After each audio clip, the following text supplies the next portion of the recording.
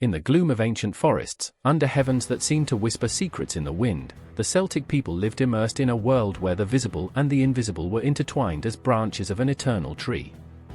Everything that surrounded them had life: rocks, rivers, trees, even the fire that burned in their bonfires. It was a world where the sound of a river could be the laugh of a playful spirit, and the murmur of the leaves could carry messages from the gods. The Celts did not need to look for the sacred because the sacred was everywhere. They believed that their existence was just a strand in a much larger fabric, a fabric sustained by powerful forces that could be benevolent or terrifying. In the center of this fabric were the gods and creatures, beings that were not only feared, but also respected and loved. They were not mere symbols, they were real, palpable, capable of molding the destiny of mortals with a look or a whisper. Among these gods, Lugh shone like the sun at dawn, a warrior and craftsman whose cunning could change the course of a battle. Morrigan, with their multiple faces, watched from the shadows, presaging death or victory with the graz of their crows. Each god had their domain, their purpose, and in their actions the hopes and fears of those who venerated them were reflected. The Celts did not bow to their gods by obligation, but because of the certainty that they were essential parts of life itself. But not only the gods inhabited this world full of mysteries. There were heroes, men and women who carried in their veins the fire of the extraordinary. Cu Chulainn, the young warrior, faced entire armies with a fury that seemed more divine than human. His name was proudly pronounced, but also with a stop of sadness, as if his inhuman bravery already presaged his tragic destiny. And there were the creatures, beings that challenged logic and reason, but that were as real as the earth under the feet of those who told their stories. The Celts talked about the Tuatha Dea Danann, the children of Danu, a race of beings as old as the time itself. It was said that they arrived in Ireland wrapped in dark clouds, bringing knowledge and powers that no mortal could fully understand. The Tuatha were not mere guardians of the earth, they were the earth itself, its mountains, its rivers, their heavens. Every corner of the Celtic landscape was impregnated with its essence. The mythical creatures not only inhabited the stories, they also walked among the living. The Kelpie, a water horse, could appear on the surface of a quiet lake, attracting the unsuspecting with their beauty, only to drag them to the depths. The Banshees cried at night, announcing with their lament that death was close. The Leprechauns, small and cunning, kept secrets that could enrich or ruin whoever crossed with them. These beings were neither good nor bad, they were reflexes of the uncontrollable forces of nature and the human soul.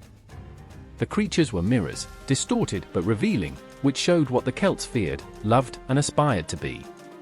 They were part of each decision, of each battle, of each celebration. When the warriors marched towards combat, they not only thought of their human enemies. They thought of the spirits that inhabited the fields, the gods who could decide if they would live or die. When someone became ill, not only they were looking for herbs to heal, they offered prayers and sacrifices to the gods and creatures that controlled forces beyond their understanding. There was something deeply emotional in the relationship between Celts and their mythology. It was not a distant faith, locked in complex temples or rituals. It was a visceral connection, a certainty that throbbed in their hearts. They felt the gods and creatures in each dawn and every storm, in the hunger of winter and the abundance of summer. It was a relationship of mutual dependence. Humans needed the divine forces to survive, and the gods, heroes, and creatures needed humans to be remembered, to live in their stories and songs.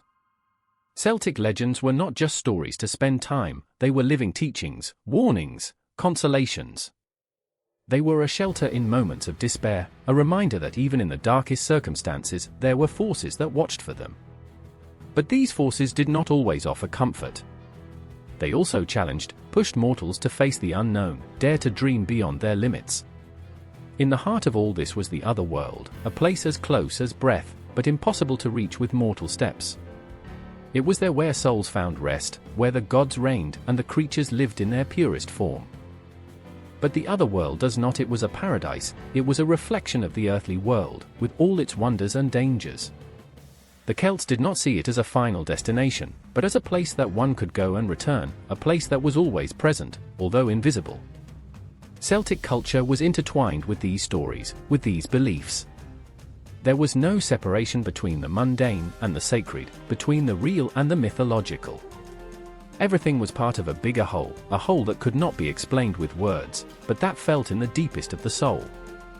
And in that whole, the gods, the heroes, and the creatures played their role, remembering the mortals that life, with all their beauty and pain, was part of something much bigger than they could understand. As the fire of the bonfires crackled under a sky loaded with stars, the voices of the elderly told these stories, their words weaving worlds that seemed as real as the soil itself under their feet. And those stories, like the flames that danced in the dark, never went out at all. On the nights when the wind stroked the treetops as if they were strings of an harp, the Celts looked at the sky with a fullness of astonishment. They knew they were not alone. Each shadow between the bushes, every breeze that touched his face, carried with him the essence of something bigger, something that could not be seen, but that felt as real as the earth under his feet. Life was not just a succession of days and nights, it was an invisible fabric in which humans and creatures shared threads, intertwined by magic and mystery. For Celts, creatures were not simple stories of fear or fantasy. They were neighbors, allies, adversaries, and teachers. A shepherd could find strange footprints in the mud, signs of a Kelpie who had left his nearby lake. An old woman, hearing the lament of a Banshee, knew she should prepare to say goodbye to a loved one. These presences were not abstract, they were there, live in every corner of their existence. There was a deep, almost reverential respect for creatures. The Celts understood that they did not own the earth, but part of it, like trees, rivers and beasts that inhabited it. Each creature, either feared or venerated, had a purpose, a place in the balance of the world. To deny its importance was to deny the essence of life. The link was spiritual, but also practical. The Druids, guardians of knowledge and tradition, understood that creatures were more than simple symbols. They acted as guides, guardians of ancient secrets that mortals could barely glimpse. A bird that flew in circles on a field could be an omen, a warning sent by the gods. A fox that crossed a path in silence could be a message from the other world, asking for caution or courage. Symbiosis with nature was inevitable. When a Celtic cut wood to build his home, he offered a prayer to the spirit of the forest, asking for permission and promising respect. If he fished in a lake, he did it carefully, aware that each fish could be protected by the Kelpie that lived under the surface. Even the stones were not simply rocks, they were carriers of stories, some marked by the magic of the Tuatha Dea Danann, others echoing with the strength of the ancestors. The cycle of stations, so important for the survival of the Celts, was also linked to creatures. Spring brought the songs of the birds, which announced the rebirth of the earth. Summer was a time of abundance, where bees, sacred for the goddess Brigid, worked tirelessly, symbolizing unity between humans and the environment. In autumn, when the leaves fell, the harvest spirits and the creatures of darkness mixed with the living, reminding them of the fragility of life. And in winter, under the shadow of endless nights, the wolves howl in the distance, embodying both danger and resistance. The influence of these creatures leaked in every aspect of everyday life. The parents told their children about the leprechauns, not only as a warning against greed, but as a lesson about cunning and patience. The young women who wanted love looked at the water, hoping to see the Selkies, those sea creatures that could become humans, as if true love also had to do with mystery and risk. Even the warriors, when they entered battle, invoked the crows of Morrigan, waiting for their presence to incline the balance of destiny in their favor. There was a balance, a constant dance between humans and creatures. The Celts knew they could not dominate these forces. Instead, they learned to live with them, to interpret them, to find their place in a world where everything was connected. It was a fragile balance, but deeply significant. If humans forgot their respect for creatures, chaos could unleash. A house built on forbidden land could attract the anger of the spirits. A cut forest without permission could become a cursed place, where no animal would inhabit again. Not all creatures were kind, but even the darkest ones had lessons to offer. The Dullahan, that headless rider who announced death, reminded the mortals that his time was limited, that every day he had to live with intensity. The Púca, with its changing and often misleading nature, challenged the Celts to be cautious, not blindly trust what seemed safe. Even the fearsome Cernunnos, with its imposing and wild appearance, symbolized the indomitable force of nature, a force that could be devastating but also generous. That connection, that mutual understanding between humans and creatures, was not just a belief. It was a way of life. Each action, each decision, was taken with a deep awareness that everything was linked. When sowing, when hunting, when building, the Celts knew that their acts had consequences not only for them, but for the creatures that shared their world. And so, while the stars shone in the sky like the eyes of ancient gods, the Celts continued to tell their stories, whispering names of creatures that they had never seen but felt in each fiber of their being. Because in every corner of the forest, in each wave of the sea, in every burst of wind, the creatures were there, reminding them that they were part of something eternal, something that even time could not erase. Under the silver moon that illuminated the undulating landscapes, the Celts looked beyond the visible, towards a reality that coexisted with his. For them, the world was not a single dimension limited by earth and heaven. It was a mosaic of layers, of worlds that were intertwined, and in whose center the mystery of the other world was beating. The elders said that, at certain times, as in the Samhain, the veils among the worlds became so thin that one could cross with just one step, although never without risk. The other world was not just a place of spirits and deities, it was a mirror of everything known, but brighter, more dangerous, more pure. Their names, Andan, Thynog, or Magmel, evoked images of endless meadows, rivers that flowed as liquid silver, and skies where the sun never set. Their time lost their power, and souls could live in a state of youth and eternal ecstasy, although some returned to their mortal world with the weight of knowledge, aged by experience. The gods and creatures were the natural guardians and inhabitants of these dimensions. Andan, governed by Arawn, was a place of calm and danger, where the dead warriors found rest and the living could get lost forever. Tireen Nog, the land of eternal youth, was a utopia that promised infinite happiness, but not without evidence for those who ventured there. Each dimension had its own character, and the creatures that inhabited it were manifestations of its energies. The Side, also known as the town of Las Colinas, were the closest to mortals. These beings, which some called fairies but were much more complex, lived both in the other world and ours. It was often said that they lived under mounds of land or inside tree rings, natural doors that connected with their kingdom. The Side were both friends and adversaries, they could offer gifts of incalculable value or revenge cruelly from those who offended them. His songs were irresistible, his dazzling beauty, but a single step in his world could never return. To get to the other world, the heroes and adventurers had to face challenges that went beyond physical strength. A river could be transformed into a dragon, a forest could grow endlessly, and the words of a seemingly friendly creature could be traps vanged in deception. The creatures played a crucial role in these trips, not only as obstacles, but as guides, carriers of living messages and tests of the dual nature of these dimensions. The Cuervo de Morrigan, for example, could appear in key moments, his look at the traveler, as if evaluating his value.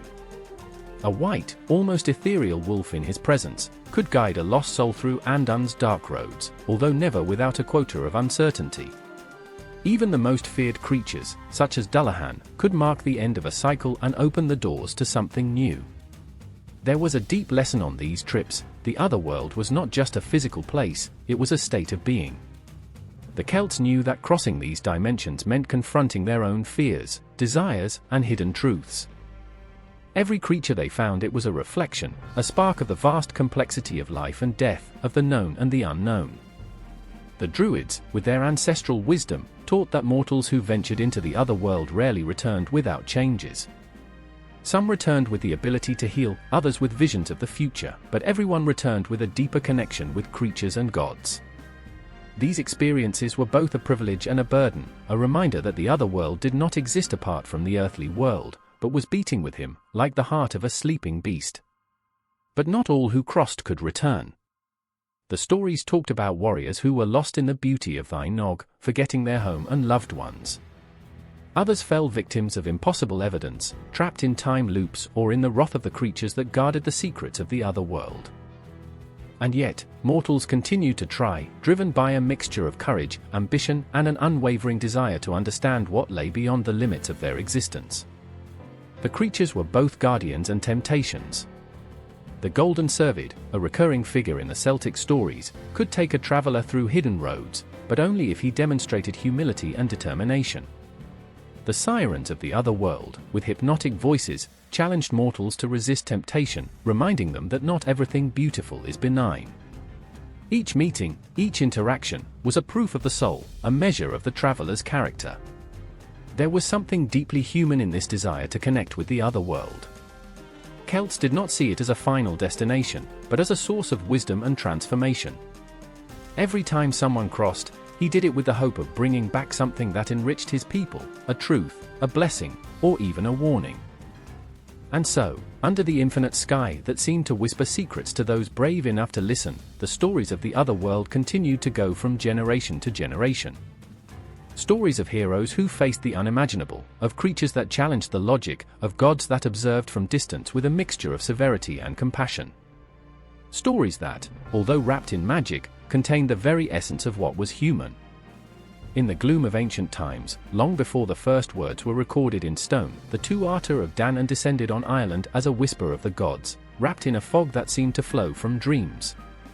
They were beings of superhuman beauty and power, but they were not simple distant gods. They were artists, warriors, healers, and sorcerers, as complex and vibrant as the landscapes of the island that they claimed as their home. The Celts knew them as Tharnu's children, a race that seemed to be woven with the same essence of earth and heaven. The Tuatha Dé Danann did not arrive as conquerors.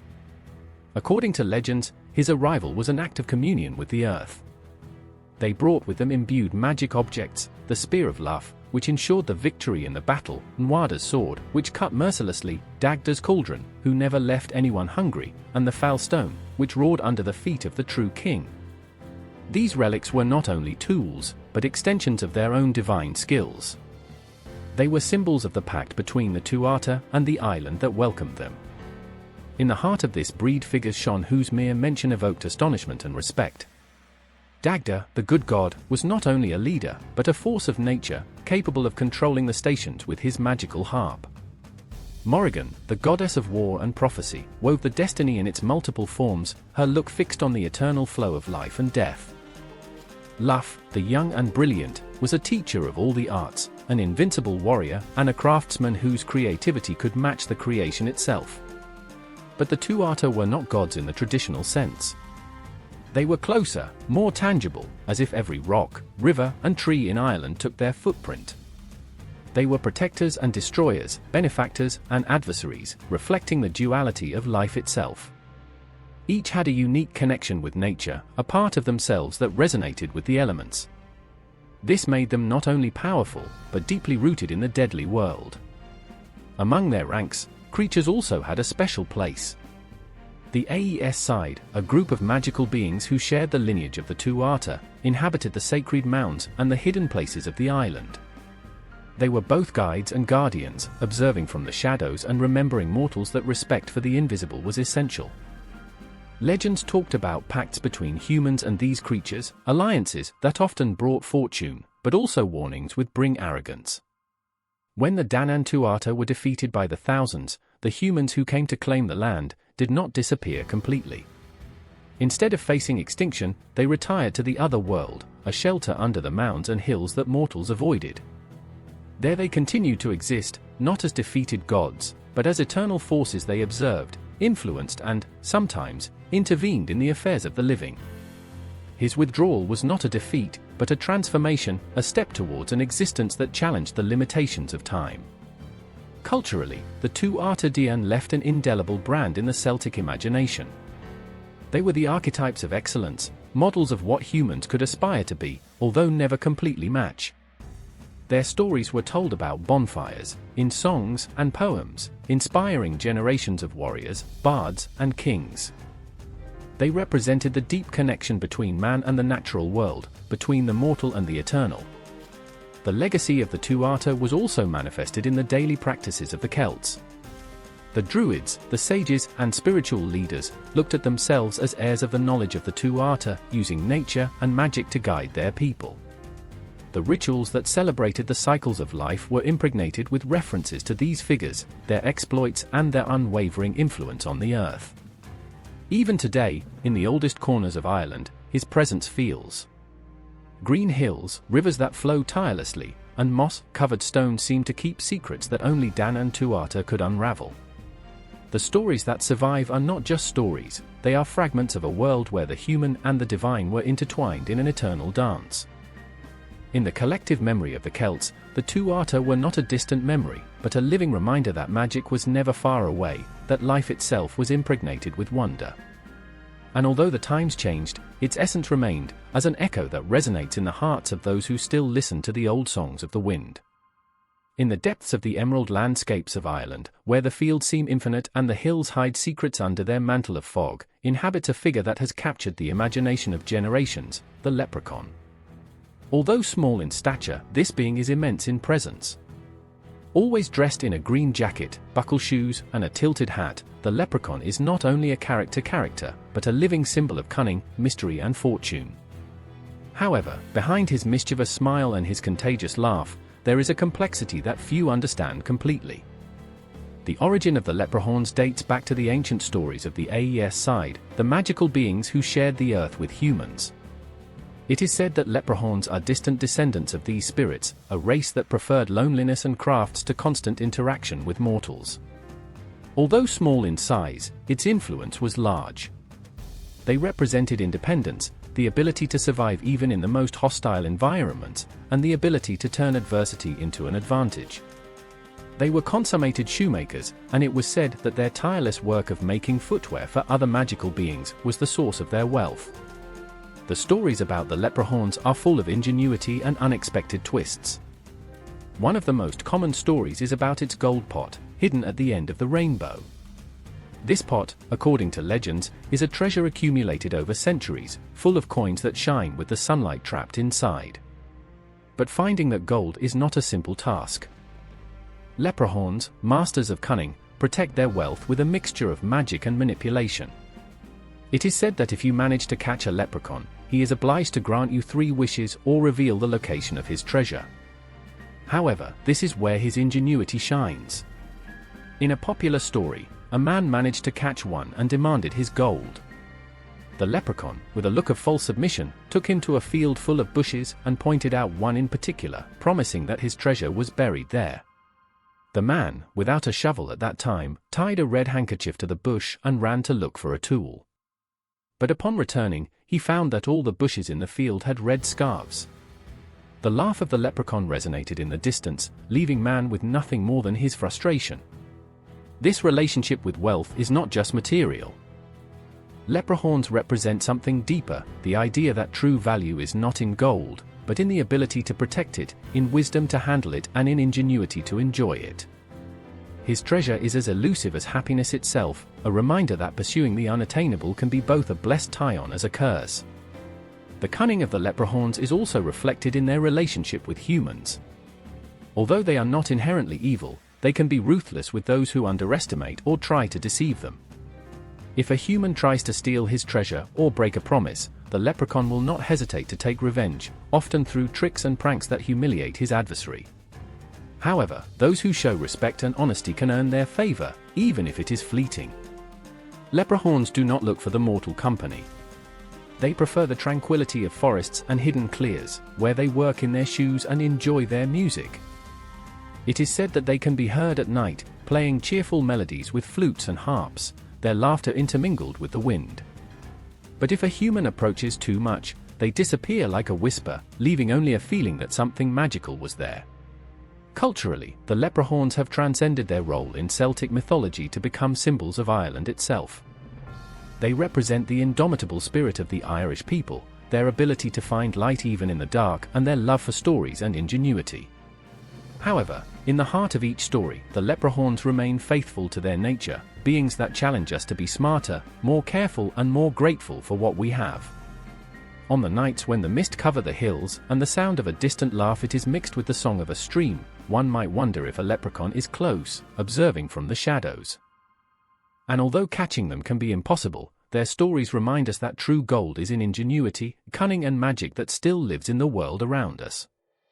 Under the dense canopy of ancestral forests, where trees whisper secrets to the wind and the earth beat a primitive rhythm, it is said that fauns and satyrs, half-human and half-human creatures that embody the very essence of wild nature inhabit. With their muscular torsos and human countenance that transform into goat or deer legs, these figures seem to be suspended between two worlds, that of men and beasts. His eyes, full of a cunning brightness, reflect both ancestral wisdom and the indomitable desire that guides his steps. Faunos and satyrs, although similar, have subtle differences that distinguish them. Faunos, linked to Celtic and Greco-Roman mythology, are benevolent spirits of nature, guardians of forests and meadows. His laugh is heard in the murmur of the leaves, and their light footprints are mixed with the shadows. The satyrs, on the other hand, carry with them a more unbridled and hedonistic energy, driven by a fierce love for music, wine, and earthly pleasures. Both, however, share a visceral connection with the surrounding environment, an indissoluble union with the wild. In Celtic legends, Faunos were considered protectors of natural kingdoms, beings that care for sacred forests and warned mortals not to break the balance between the earth and its inhabitants. It was said that those who respected their territory were blessed with abundant crops and a favorable climate, while those who dared to profane the sacred forests faced their anger, a force that manifested in violent storms or the mysterious loss of cattle. The satyrs, on the other hand, brought the chaos of excessive desire. Music and dance lovers, it was said that they played flutes made of reeds, whose sounds enchanted anyone who listened to them. His frantic dances and his wild laugh were contagious, attracting both mortals and magical creatures to a state of unbridled ecstasy. However, this energy could be dangerous. Some stories warn that the humans who succumb to the temptation to join their celebrations could get lost forever in a frenzy without return, forgetting who they were and where they belonged. The figure of these creatures embodies the duality of nature itself, beauty and ferocity, order and chaos, creation and destruction. In Faunos and satyrs, humanity meets its own primary instincts, those who often hide under layers of civilization but never completely disappear. They are a living reminder that, although humans try to control nature, there will always be a part of it that will remain indomitable. The stories about these creatures often serve as warnings, but also as celebrations. They report the importance of respecting the natural balance, of listening to the rhythms of the wild world, and of honoring the connection between mortals and the surrounding environment.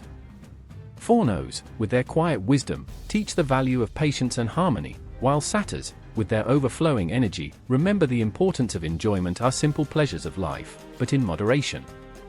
However, not all meetings with these creatures end in tragedy or teaching. Some stories talk about unlikely friendships between humans and Faunos, of lost travelers who were guided by a faun through the darkest forests, or peasants who, grateful for the protection of their crops, left offerings of milk and bread in the clearing's forest. These stories reflect a relationship of reciprocity, a dance between two worlds that intertwine but never completely merge. Faunos and satyrs also have a spiritual connection with music, a universal language that crosses all barriers. Their melodies not only love, but also heal, inspire, and transform. It is said that Faunos songs can calm the most fierce beasts and cure broken hearts, while satyros flutes arouse an energy that breaks the chains of fear and inhibition. Despite their magical nature, these creatures are not invulnerable. There are stories that tell their sadness, their loneliness in a world that often misunderstands them. Although they are powerful and free, there is a yearning in their eyes, a melancholy that suggests that even they, with all their connection with the earth, look for something else, perhaps understanding, perhaps company, perhaps simply a moment of peace in a world that never stop moving. Thus, Faunos and satyrs remain on the threshold between the human and the divine, between the wild and the controlled. Their stories, full of wonder and warning, continue to whisper through the centuries, an echo that reminds mortals that nature is not something that can be possessed, but something that must be respected and, sometimes, fear. And while the wind continues to blow between the trees and the stars illuminate the dark paths, one could imagine that, in some hidden corner of the forest, a faun observes in silence or a satyr laughs between the shadows, reminding us that the wild is never so far so as we believe. In the ancient forests of the Celtic earth, where trees rise as living columns that hold the sky, there is a mystery that beats on each sheet and at each root. The trees were not just plants for the Celts, they were magical beings, guardians of ancestral secrets and bridges between the earthly and the sacred. His presence was venerated with a deep, almost reverential respect, as if in each trunk the heart of the earth itself. The Druids, the spiritual sages of the Celts, saw in the trees more than simple nature. Each species had a meaning, a unique soul. The oak, with its imposing strength, represented knowledge and protection. The hazelnut was the tree of wisdom, while the shore, dark and eternal, spoke of the connection between life and death. These trees were not only symbols, they were portals towards the other world, roads towards the unknown, and in their branches and roots they lived guardians whose existence was as old as the first days of the world. Celtic legends say that these guardians were not simple creatures, but imbued beings of the same vital energy as trees protected. Some manifested themselves as ethereal spirits, their forms barely visible under the moonlight, while others adopted more tangible aspects, such as humanoid animals or figures made of bark and leaves. These creatures, known as dryads or tree spirits, not only cared for trees, but also acted as messengers between mortals and gods. It was common for druids to communicate with them during their rituals, looking for guidance or blessings for their people. The link between trees and druids was deep and symbiotic. Druids understood that the power of trees was not limited to their physical majesty. They believed that each tree had a voice, a silent song that resonated with the flow of the universe. During ceremonies and festivals, the druids gathered in clear surrounded by sacred trees, where the air seemed loaded with energy. There, under the protective shadows of their guardians, they invoked magical forces and asked for advice from the spirits of the forest. Among the most captivating stories is the Tree of Knowledge, a hazelnut that grew next to a sacred well and whose nuts contained all the wisdom of the world. It was said that the guardian creatures of this tree, small winged beings with bright eyes like embers, fiercely protected their fruits. According to tradition, only those of pure heart could approach the tree without awakening their anger. Those who managed to try one of their nuts experienced such a deep mind that they could understand the darkest secrets of the universe. Not all stories, however, have a harmony tone. In some stories, the guardians of the trees were relentless with those who dared to damage their home. There was talk of reckless travelers that cut sacred branches to light a fire, only to disappear without a trace under the accusing gaze of the invisible guardians. Other stories narrated how the trees themselves, moved by the wrath of their guardians, stirred in violent storms or grew unexpectedly, blocking paths and enclosing those who had desecrated them. Despite their power, the guardians of the trees did not seek to take revenge for no reason. They were fair, acting only when the sacred balance was disturbed. For them, protecting trees meant maintaining the natural order of the world. This balance was fragile, a delicate fabric that linked mortals, spirits, and earth. Therefore, in Celtic culture, damaging a tree was not only an offense against nature, but a transgression against the invisible forces that supported the universe. The trees also played a crucial role in the prophecies and visions of the druids. It was common for these wise to meditate under the branches of a specific tree, looking for divine inspiration in their shadow. In many stories, the druids received visions through the arboreal guardians, cryptic messages that they had to interpret to guide their communities. These creatures not only acted as protectors, but also as intermediaries, delivering messages from the other world and remembering humans that true knowledge was always linked to nature. Today, in the oldest corners in Europe, where forests still retain an air of mystery, one can imagine that sacred trees are still standing, observing silently. Perhaps their guardians are still there, invisible to those who have forgotten to listen, but present for those who still feel the echo of the old songs in the Susurro del Viento. The trees are not only witnesses to the story, they are their living memory, and in their roots, leaves, and branches, the Celts found the purest connection with the sacred. In each forest, in every clear bath by sunlight or wrapped in fog, beat a magical heart. The sacred trees and their guardians remind us that nature is not only a landscape that we contemplate, but a spirit that observes us, guides us, and challenges us to live in harmony with the world we share. When the mist extends like a veil over the dark lakes of Scotland, and the waves caress the banks with a hypnotic murmur, the inhabitants of these lands tell disturbing stories about the Kelpie, the aquatic horse. This creature, as beautiful as dangerous, embodies the indomitable force of the waters and the unfathomable mystery of the depths. Their legends, transmitted from generation to generation, are both warnings and reflexes of power and respect that Celts had for natural elements. The Kelpie is described as a bright black fur horse, so smooth and shiny that seems made of polished obsidian. His eyes, deep and enigmatic, shine with a flash that seems to invite to approach, as if they promised hidden secrets under the surface of the lakes. However, its beauty is a deadly trap. Although some stories describe it by adopting the form of a white horse, especially to attract unsuspecting travelers, the essence of Kelpie remains the same, a creature of seduction and destruction. The most widespread legend that the Kelpie lives in the lakes and rivers, patiently waiting for its prey. Often, it appears next to the shore, pretending to be a lost or abandoned horse. When humans, fascinated by their elegance, try to mount it, Kelpie reveals its true nature. His skin becomes sticky like tar, catching his victim. With a supernatural force, the Kelpie gallops towards the water, immersing himself in his depths with the rider still clinging to his back, where the unfortunate human finds an inevitable destiny. In other stories, Kelpie takes human form, becoming a man or woman of extraordinary beauty. His voice, soft as a stream that flows, seduces the unsuspecting, carrying them to water with promises of love or wealth. But once they cross the boundary of the shore, the Kelpie recovers its original form, dragging them towards the bottom of the lake. This transformation capacity is not only a reflection of its cunning, but also of its deep connection with the changing waters and their unfathomable secrets. Kelpie is not just a predator, it is also a powerful symbol. It represents the duality of water, source of life and death, beauty and danger. In Celtic culture, rivers and lakes were considered portals towards the other world, places where the barriers between the earthly and the spiritual vanished. The Kelpie, as guardian of these thresholds, embodied the forces that protected those mysteries, remembering the who hands that the waters should not be taken lightly. The Kelpie connection with the storms adds another layer of complexity to its legend. It was said that his presence was an omen of drastic changes in the weather. If a Kelpie was seen near a lake, fishermen and navigators took this as a warning that a storm approached.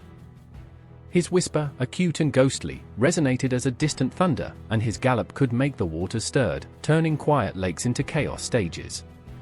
In this sense, Kelpie was not only a hunter, but also a messenger of the fury of nature. However, not all Kelpie stories end in tragedy. In some cases, humans manage to overcome it with ingenuity or courage. A story tells how a brave young man discovered the secret of his power. Kelpie wore a magical flange that gave him control over his transformations and strength.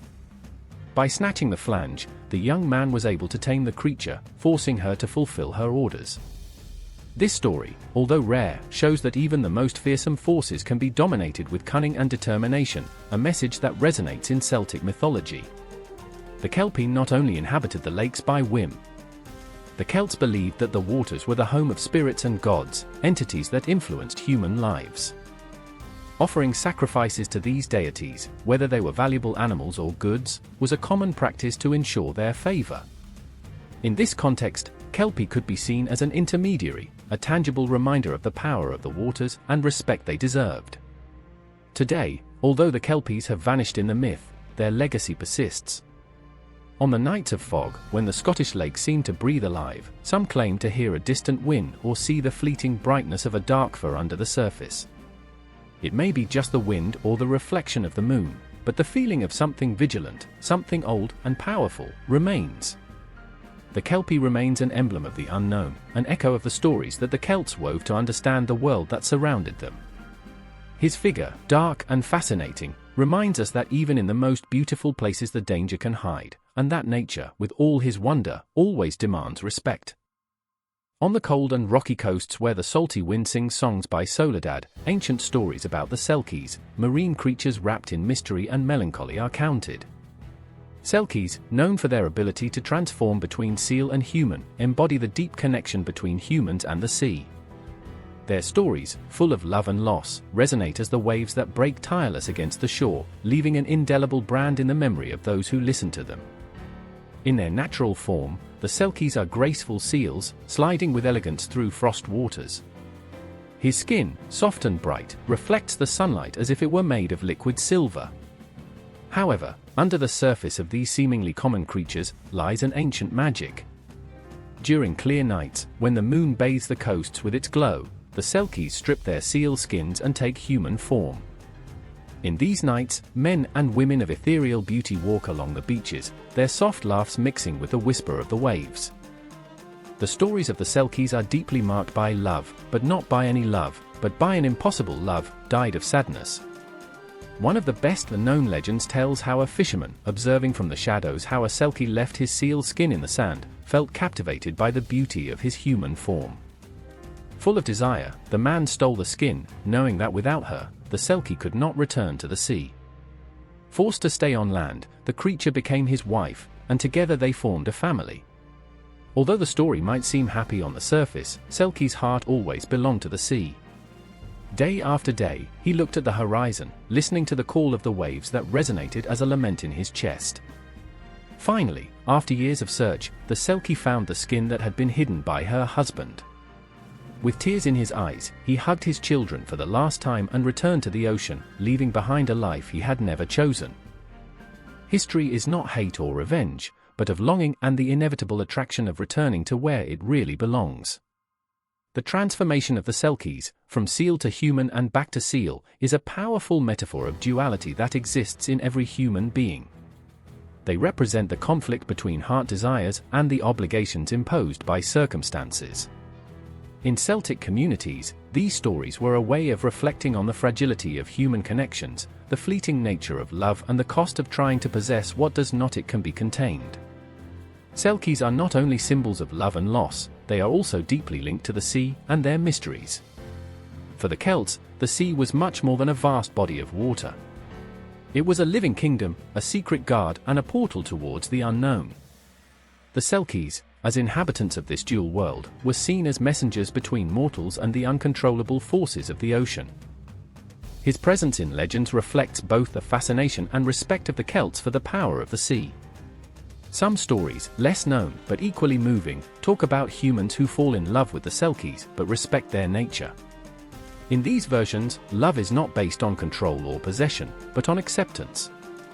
Lovers know that the Selkie must return to the sea, but still choose to love him during the short time they share. These stories, although less tragic, are not less painful, because they make it clear that even the purest love can be destined to be ephemeral. The relationship of the Selkies with the sea is more than symbolic, it is intrinsic to its existence. Their lives are guided by the tides, and their return to the water is not only an act of freedom, but a necessity. Legends say that a Selkie who is forced to live away from the sea languishes slowly, as if her soul was tied to currents and depths. For them, the ocean is not only a home, but an extension of what they are. In the most silent nights, some fishermen claim to have seen human figures on the deserted beaches, wrapped in a pale light, before disappearing in the water. Others say they have heard soft, so beautiful songs that they could break their hearts, from the depths. Perhaps they are only echoes of ancient legends, or perhaps the Selkies still walk among us, reminding us that freedom and love are often inseparable. Selkies, with their magic and melancholy, remain a reflection of what it means to yearn to something bigger than oneself. His connection with the sea, unwavering and eternal, reminds us that there are forces in the world that cannot be contained, that there are loves that cannot be retained, and that, sometimes, the purest act of love is to let go. On the darkest nights of the Celtic earth, when the moon is hidden behind dense clouds and the wind whispers between the trees, it is when the pots go out to play. These beings, as unpredictable and fascinating, are known by their ambiguous nature, sometimes benevolent, other times dangerous, always elusive. No one knows with certainty what they are looking for in the world of humans, but those who cross with them rarely forget the encounter. PCA are not creatures that are easily understood. Their appearance varies depending on their whim, adopting the forms that suit them or that have fun. One of his favorite costumes is the horse, a black steed with excessively bright eyes, whose helmets rumble like thunder at night. This horse can appear next to a lonely traveler, offering him the opportunity to mount, just to take him to a terrifying race through steep cliffs or dark forests, where the traveler does not know if he will leave alive or not. Often, the PCCA, with its mocking laugh, disappears in the air before the victim can understand what has happened, leaving it confused and terrified.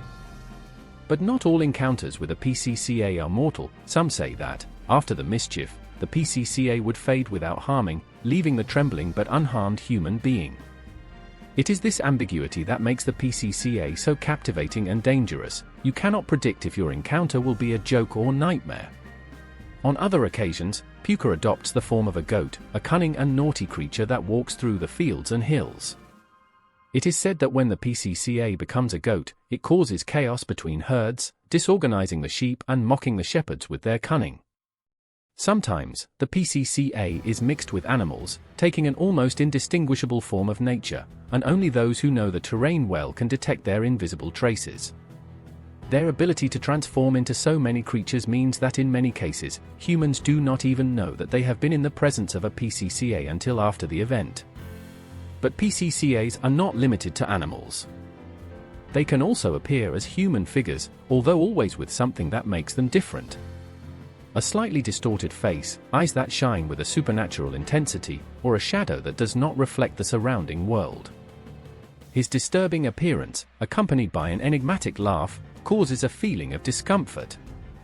Although they are not always hostile, Púca enjoy playing with the emotions of those around them. Sometimes, guided by a whim, the PCCA try to seduce the unsuspecting with promises of wealth or love, only to drag them to absurd or dangerous situations. Playing with human hope seems to be one of their greatest fun. Chaos and mischief are its essence. They do not follow rules, laws, or norms. It is said that the PCCA can take control of the storms, unleashed winds or unforeseen rains with just a click of fingers. These beings are the personification of natural chaos, the uncontrolled force that always threatens to alter the tranquility of everyday life. If a PCA decides that a village must be disturbed, it will do so with a skill that challenges any attempt to explain it.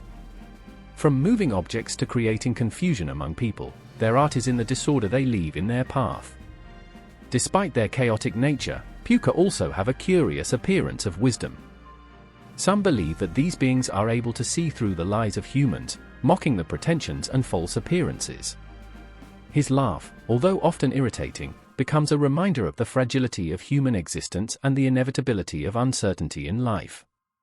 In Celtic cultures, it was understood that the PCCA represented primal chaos, a reminder that the world cannot always be controlled and that order and chaos are two sides of the same currency. Sometimes, Púca can also show a more playful side, as if chaos were nothing more than a hobby for them.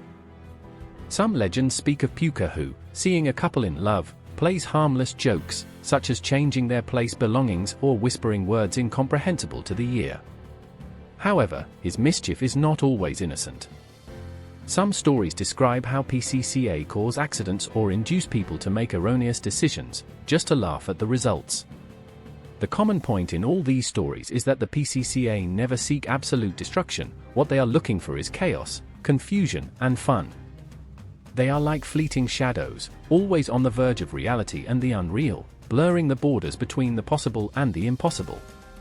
They are unpredictable creatures, capable of offering both joy and fear, of welcoming both laughter and anguish.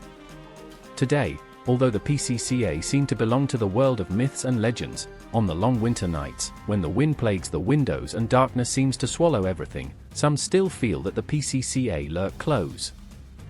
Perhaps it is only the imagination, or perhaps the echo of something much older that we have ever fully understood. But the presence of the PCA remains a reminder that the world is much more strange and enigmatic than we think, and that chaos, although disconcerting, is also part of the very nature of the universe. In the most remote corner of the Celtic lands, where the hills meet the lakes and rivers serpent through the landscape, there are stories that speak of an ancient goddess, a queen whose domain covers both the waters and the fertility of the earth. Nsane, the Queen of the Waters, is not only a name forgotten by the wind, but a venerated figure, feared and worshipped throughout generations.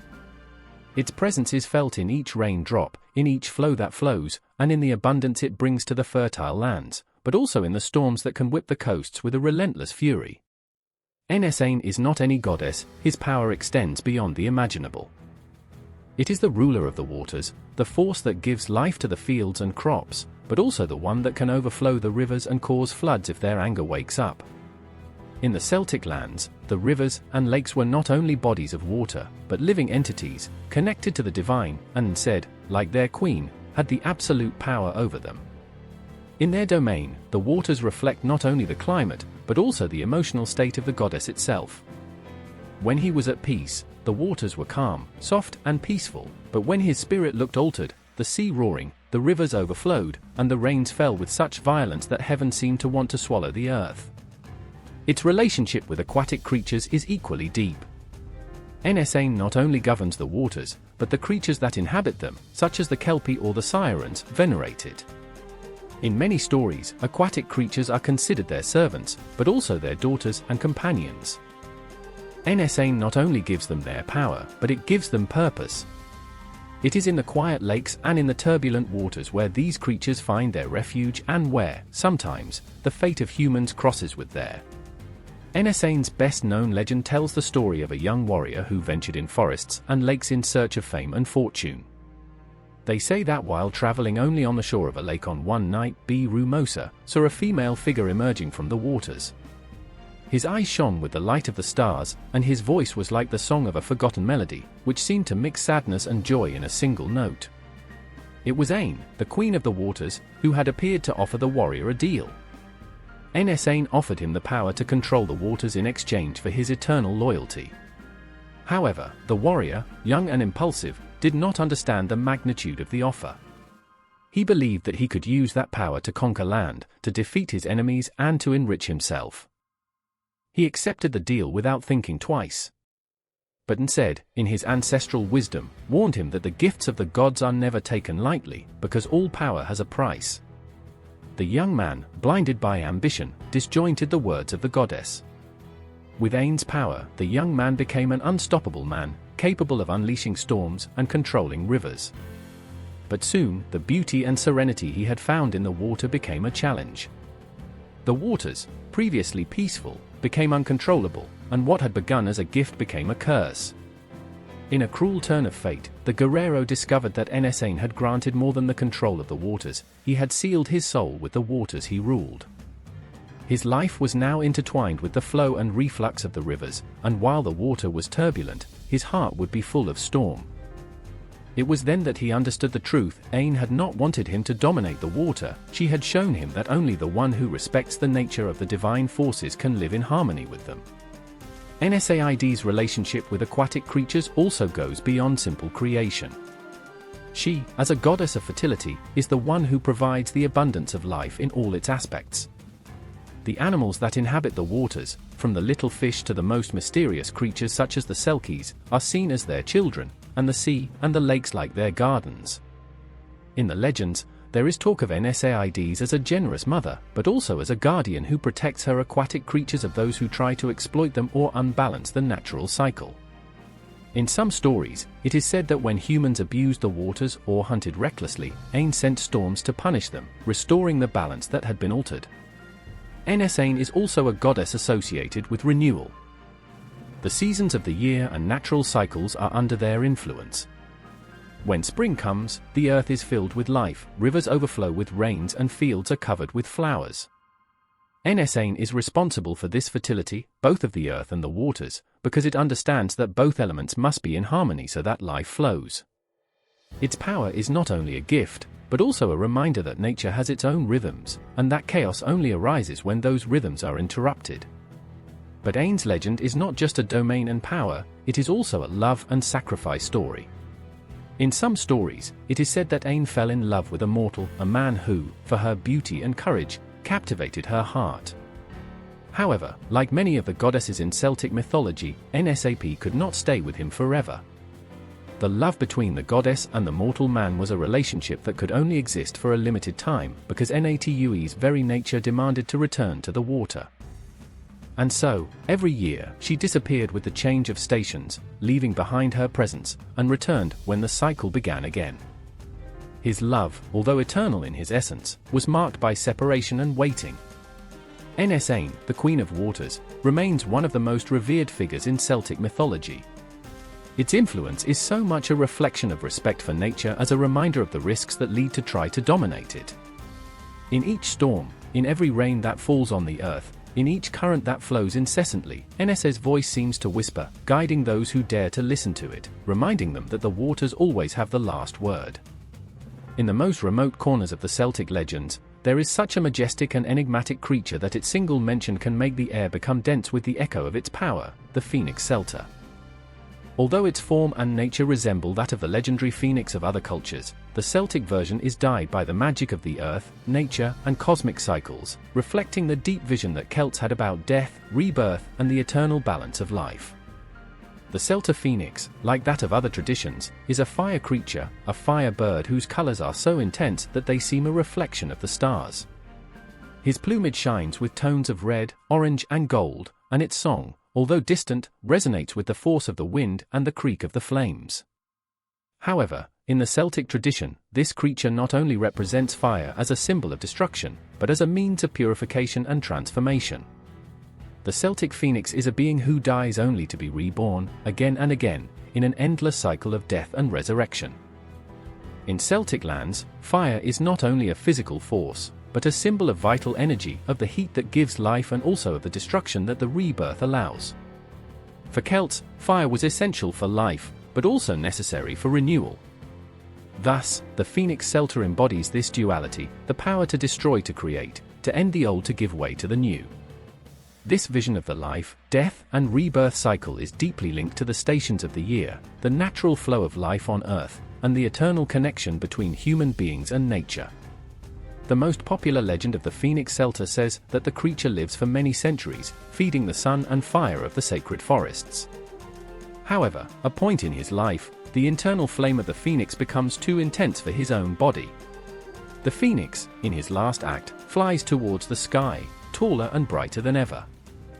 And at that time, when the sun is at its highest point, the creature is consumed in an outbreak of fire and ashes, leaving behind a small sphere of fire, where it will be reborn in all its splendor. This death and resurrection are not seen as an end, but as a necessary step in its eternal cycle. The Celts believed that this phoenix cycle was deeply related to the stations of the year. The phoenix, when dying and reborn, reflects the relationship between winter and spring. The death of winter, when the earth seems withered and cold, gives way to the resurgence of spring, where everything blooms again, as full of life as the phoenix that emerges from the ashes. Purifying fire of the phoenix symbolizes the need for transformation, for growth and renewal. This cycle is also seen as a metaphor of life itself. In each end there is a new beginning, and in each principle there is the seed of its own end. In the Druidic traditions, the Phoenix Celta is also a symbol of connection with the other world, the kingdom of the gods and spirits. It is said that, on its last flight, the phoenix crosses the borders of the earthly world and enters the kingdom of the gods, a place where the laws of time and space do not exist, where death and life are intertwined in an indestructible way. This trip to beyond represents Celtic belief in the existence of parallel worlds and in the importance of cosmic cycles. The resurrection of the phoenix is not only an act of purification, but a trip to the understanding of life and death as something that is beyond human time. The fire of the Phoenix Celta is also a metaphor for the evidence and difficulties that humans face. Like the phoenix, it must go through the fire to be reborn. Celts believed that human beings must cross their own personal fires, losses, challenges, sufferings. And, like the phoenix, the overcoming of these trial moments takes them to a spiritual and personal rebirth. Fire, then, is not only a means of destruction, but a necessary process for the transformation of the soul. It is the fire of life, the one that purifies and regenerates. The Celtic phoenixes, although less known than their versions in other mythologies, also have a very present symbolism in the Druidic culture. The Druids, as guardians of sacred knowledge, often spoke of the phoenix as a representation of the human soul. They believed that, like the phoenix, the souls of human beings could be reborn after death, purified and ready to begin a new life cycle. This vision of death as a step towards a new beginning, far from being afraid, looked like a natural process, necessary for the growth of the soul. In addition, in Celtic culture, the phoenix is also a symbol of inner light, the divine spark that lives in all living beings. This light, like fire, can be hidden from moments of darkness or suffering, but always has the ability to be reborn. It is a light that never goes out, that only changes shape and that always has the ability to resurface, even of ashes. The phoenix, therefore, also represents the unwavering force of the human spirit. Although difficulties can consume everything, there is always a spark of hope that can resurface.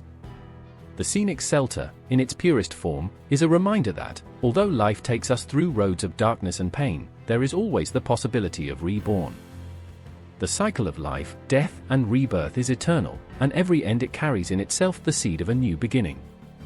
The phoenix is not only a mythical creature, but a universal symbol of resilience, transformation, and power that resides in the ability to start over, even when everything seems to have ended.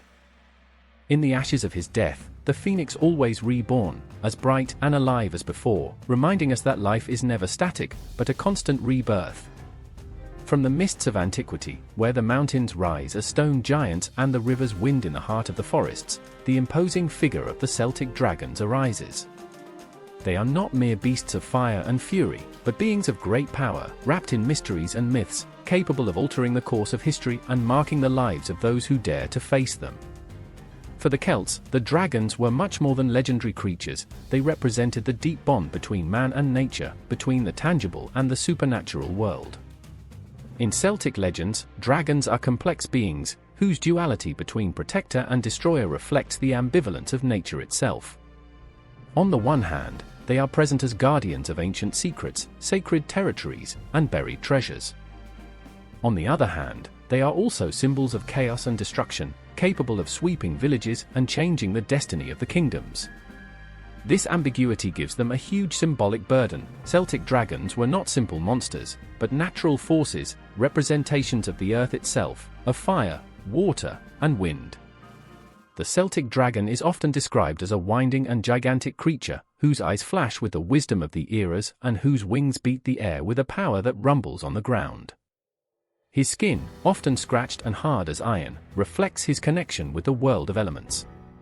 It is said that they live in remote places, in the depths of the mountains or in the dark waters of the lakes, where the human presence is scarce and the mystery predominates.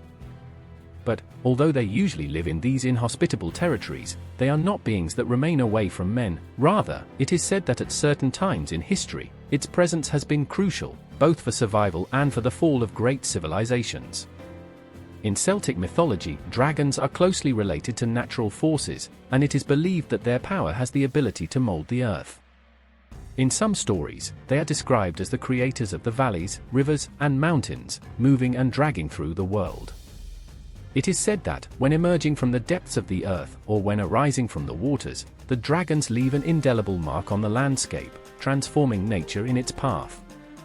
These dragons are not only physical creatures, but they represent chaotic forces that shape the world and life itself.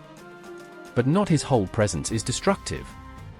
In many legends, dragons are also protectors of Celtic peoples, defending the invaders or other supernatural threats. They are seen as guardians of the earth and the ancestral secrets that humans still do not understand. It is believed that the dragon is in charge of ensuring the cosmic balance, of ensuring that the cycle of life and death, birth and destruction, continues its course. In these stories, the dragon is a being of wisdom, with a deep understanding of life, and its relationship with humans is a mutual respect. In some myths, the dragon is presented as the protector of a sacred treasure or arcane knowledge, which can only be acquired by those who demonstrate courage and honor. These treasures are not simple material wealth, but ancestral knowledge that grant power and wisdom to those who possess them. The dragon, therefore, is a guardian of truth, and only those worthy, those who manage to understand the true meaning of life, can obtain what is under their protection. However, they are not always presented as simple benevolent protectors. Dragons in Celtic mythology also have a destructive nature, capable of devastating entire lands if they feel threatened or caused. In this sense, its power is both a blessing and a curse, something that must be treated cautiously.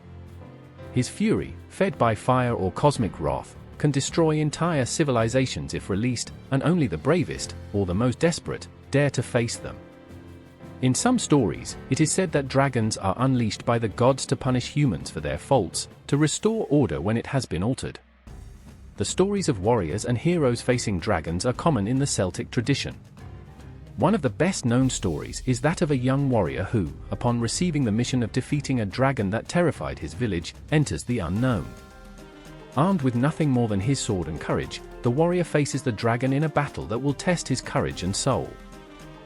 Throughout the fight, the young man discovers that the dragon is not only a beast of fire and fury, but also a creature of deep wisdom and connection with the elements. The confrontation is not only physical, but also spiritual, and through the defeat of the dragon, the warrior reaches a deeper understanding of himself and the world that surrounds him. In the historical plane, the dragons not only appear in the legends, but also in the battles that mark the fate of the Celtic peoples. It was said that the dragon was the symbol of the kings and warrior leaders, an emblem of their strength and their ability to dominate their enemies. In many stories, the Celtic kings took the dragon as their spiritual animal, and during the battles, it was common for warriors to have banners or shields decorated with the image of a dragon. The dragon was, for the Celts, a symbol of power and protection, a reflection of the indomitable will of those fighting for their lands and their people. Like the phoenix, the Celtic dragon is a being that embodies the eternal cycle of life and death.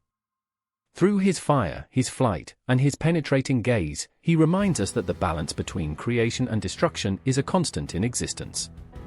Celtic dragons are both guardians of the sacred and destroyers of the corrupted, and in their fire, in their strength and in their wisdom, we find the reflection of the primordial forces that shape the world. Thus, the figure of the dragon, in all its manifestations, remains linked to the very essence of Celtic peoples, their respect for nature, for cosmic cycles, and for the forces that govern both life and death. They are creatures that, despite their fearsome power, teach us that, in every chaos, there is always a purpose, and in all destruction, there is always an opportunity for the renaissance. In the cold air of the night, when the fog crawls through the valleys and shadows they seem to take shape, an icy sound can break the silence. A lament, deep and heartbreaking, rises from the depths of the earth. It is such a sad and painful cry that those who listen to it feel in their gut the weight of death.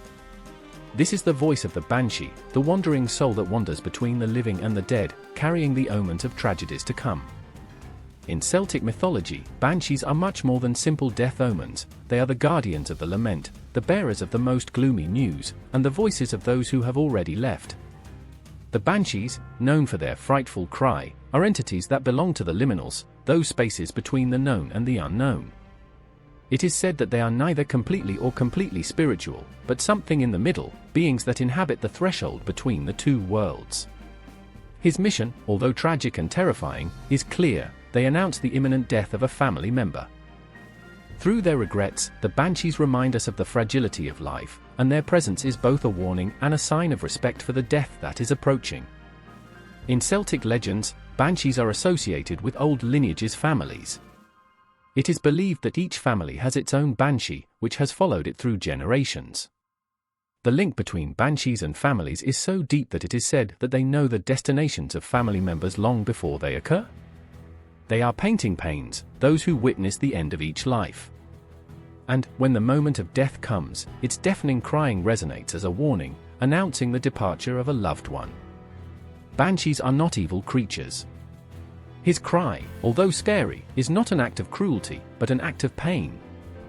The lament of Banshee is not only the expression of death, but the manifestation of sadness and the penalty for the departure of a soul that leaves the world of the living. In the legends, it is said that the banshees cry for the lost soul because they themselves have witnessed the pain of the living. They are trapped spirits between two worlds, condemned to early with their pain reflecting the suffering of those left behind. The lament of the banshee, which varies between a soft whisper and a heartbreaking cry, is one of the most intense forms of connection between the living and the dead in Celtic mythology.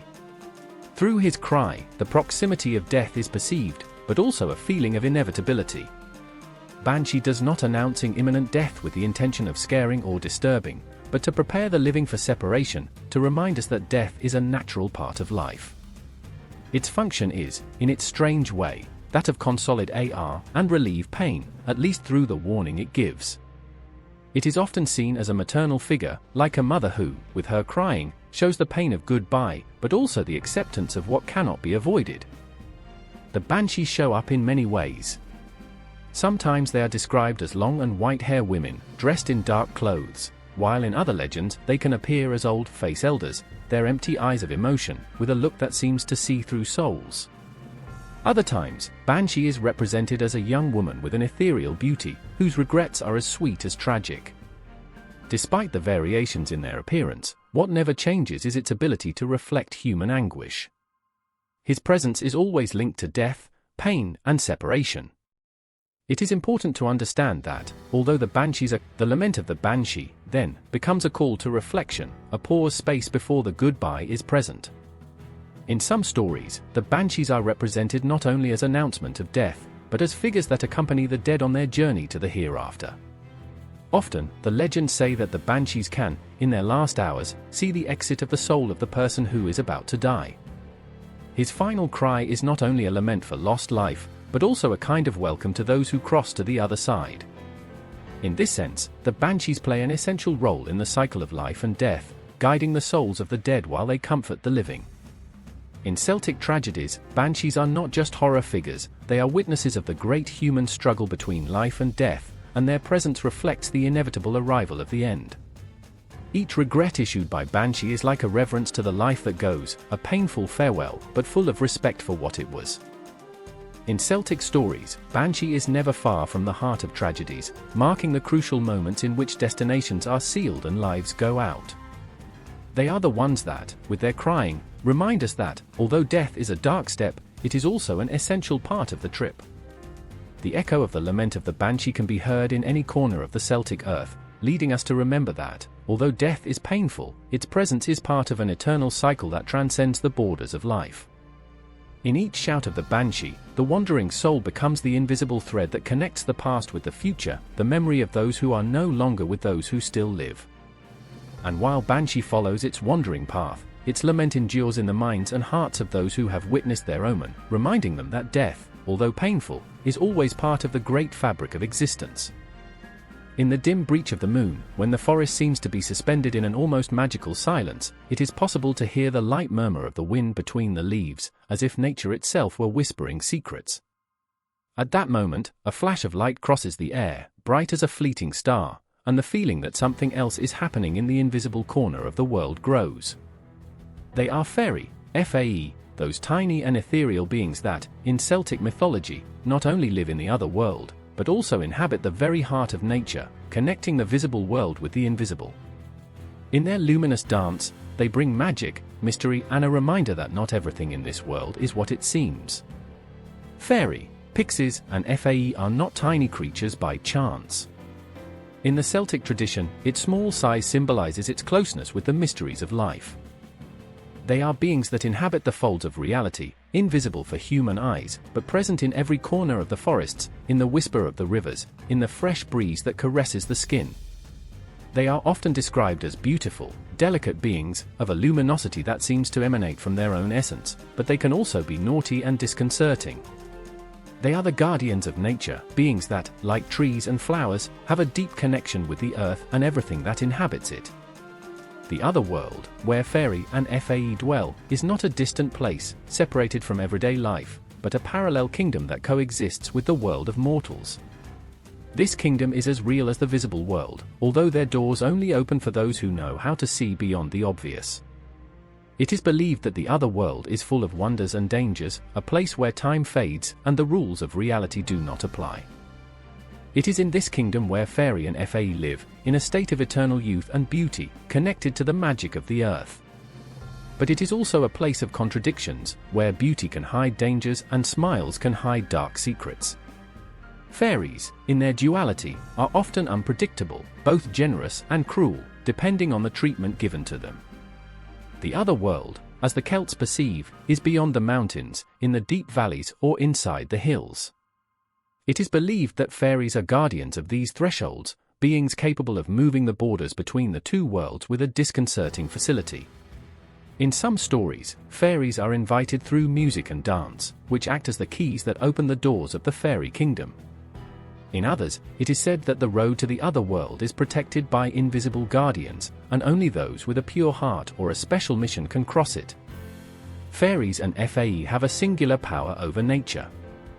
It is said that they possess the ability to control the elements, influence the growth of plants, cause storms, or bring peace to tormented hearts. Its connection with the earth is so deep that even the wisest and oldest human beings cannot understand it completely. In many legends, fairies act as intermediaries between humans and gods, carrying messages, healing diseases, or sometimes causing problems for a simple whim.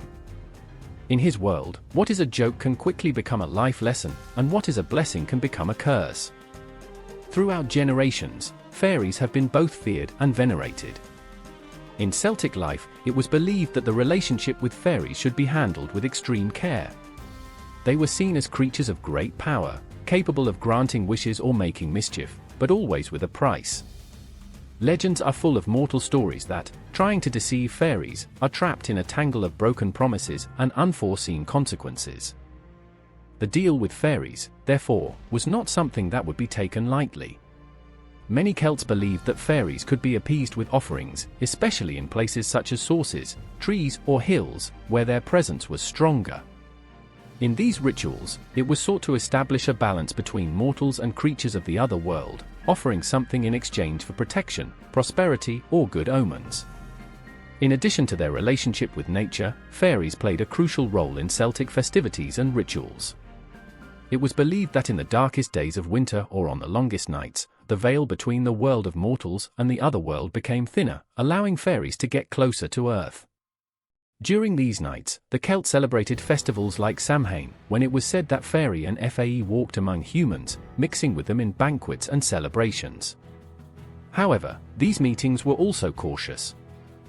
Although fairy could grant favors, they could also bring darkness and confusion, and therefore humans had to be careful in their interactions.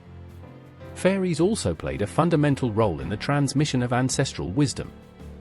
The knowledge of the secrets of nature, healing plants, stars and winds was attributed to them. Many times, it was the fairies that taught the Celtic druids and priests about the mysteries of life and death, the secrets of the universe that only a few chosen souls could understand. This knowledge was not always accessible to all, and only those who demonstrated a great understanding of the forces of nature could approach fairies without danger. Fae, or pixies, are the younger brothers of fairies, even more tiny but equally powerful beings in their connection with nature. They are considered guardians of the small details of the world, insects, flowers, young trees. Although its power is less great than that of fairies, its influence on the small forest worlds is equally essential. They are responsible for ensuring the harmony of daily life, to ensure that the cycle of nature follows its course and maintain balance in the small universe that mortals can rarely see. The world of fairies and fae, although in large part invisible, was full of meaning for the Celts. Not only represented the wonderful and the magical, but they were also a constant reminder of which and everything in nature has a purpose and that magic is not separated from everyday life. In the dance of the fairies, in their laughter, in their whims, the reflection of life itself was fleeting, unpredictable, but infinitely beautiful in its efficiency. In the stillness of the forest, when the sun hides and the fog begins to wrap everything, a majestic figure emerges in the shadows. His eyes shine with an ancient wisdom, and his presence is so powerful that the air itself seems to vibrate with its energy. It is Cernunnos, the Cornudo god of Celtic mythology, the lord of forests and wild animals. His image, with deer horns that rise to heaven as branches of a tree, is a symbol of the primary connection between humans, nature, and beings that inhabit the wild world. In its stillness, Cernunnos is not only the guardian of animals, but also the bridge that unites man with the very essence of the earth. Cernunnos is much more than a deity. It is the spirit of life that springs in the darkest and most deep corners of the forest, where civilization does not arrive. It is the wild force that lives in each animal, in each tree, in each water stream. His figure, with the majestic horns that make it seem both beast and god, symbolizes the duality of nature, creation and destruction, life and death, beauty and danger. Cernunnos is not a fear figure, but of respect. It is the reminder that nature, in all its greatness and ferocity, is not subject to human whims, but that its own rhythm follows, beyond mortal understanding. The animals are their classmates, their friends, their earthly manifestations. In Celtic mythology, it is said that Cernunnos has the power to communicate with the beasts of the forest and the countryside. Its relationship with animals is not a simple matter of dominance or control, it is a symbiosis, a deep union that encompasses mutual respect. Animals, both domestic and savages, are considered the envoys of Cernunnos, those who carry their wisdom and their teachings. It is through animals that mortals can understand the mysteries of the natural world, from hunting secrets to the deepest lessons about the balance of life. In the ancient representations of Cernunnos, we see it surrounded by deer, snakes, bulls, and other wild animals, beings that represent the indomitable spirit of nature. The horns that adorn their head are not only an ornament, but a symbol of their connection with the cycles of life. The deer, with their horns that grow and renew, represent the eternal cycle of death and rebirth. In Celtic traditions, deer were seen as the emissaries of the gods, and Cernunnos, with their horns, it becomes the great lord of those sacred beings. In their presence, animals not only find their purpose, but also transmit messages to human beings, whispering secrets about the heart of nature. Cernunnos' horns are much more than a physical characteristic. They are powerful symbols that cover several meanings in the Celtic worldview. The horns represent the strength and power of wild animals, but also the fertility and the rebirth of nature. In many cultures, horns are considered as a representation of cyclical life, just as deer lose their horns and grow again, thus nature follows a cycle of death and resurrection. Cernunnos, being imbued with this symbology, is the god who not only monitors life in its crudest and wildest form, but also celebrates regeneration, renewal, and constant return of life. Cernunnos' relationship with wild beings is not limited to forest fauna, it also covers the relationship with the earth itself. As god of nature, he is closely linked to the cycles of stations, plant growth, the abundance of fields, and the renewal of ecosystems. In Celtic mythology, stations are more than climatic changes, they are periods of transformation in which life, death, and regeneration are intertwined. Cernunnos, like the cycles of nature, is marked by the duality of growth and decline, the beginning and the end. His power lies in his ability to transform death into life and vice versa. The presence of Cernunnos is not limited to forests or mountains, its influence extends to the hearts of humans. In Celtic beliefs, those who follow the path of nature and animals are touched by Cernunnos. He is the protector of the Druids, those who, in his wisdom, understood the magic of the earth and the secret language of animals. Cernunnos is the one who gives them the ability to read the signals that animals leave in the world, to interpret the movements of the wind and the clouds, and to communicate with the spirits of nature. Its power is an ancestral, deep connection power with the forces of the earth that only a few can understand. In legends, Cernunnos is often presented as a benevolent god, protector of nature and those who respect his order. But it also has a gloomy side, which reflects the wild and primary side of life. He is the god of hunting, and hunting is not always an act of mercy, but a need in the natural cycle of life. Those who challenge the laws of nature, who abuse the power of animals or earth, may face the wrath of Cernunnos, an anger that can take the form of furious storms, droughts, or the disappearance of animals. The figure of Cernunnos, then, is also a reminder of the need to live in harmony with nature, to understand their rhythms and respect their laws.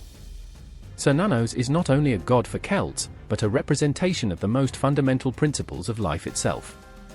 Their horns, their relationship with animals, and their connection with nature remind us that, although human beings may have created civilizations and structures, they are never completely separated from the wild world, from the natural world that surrounds them.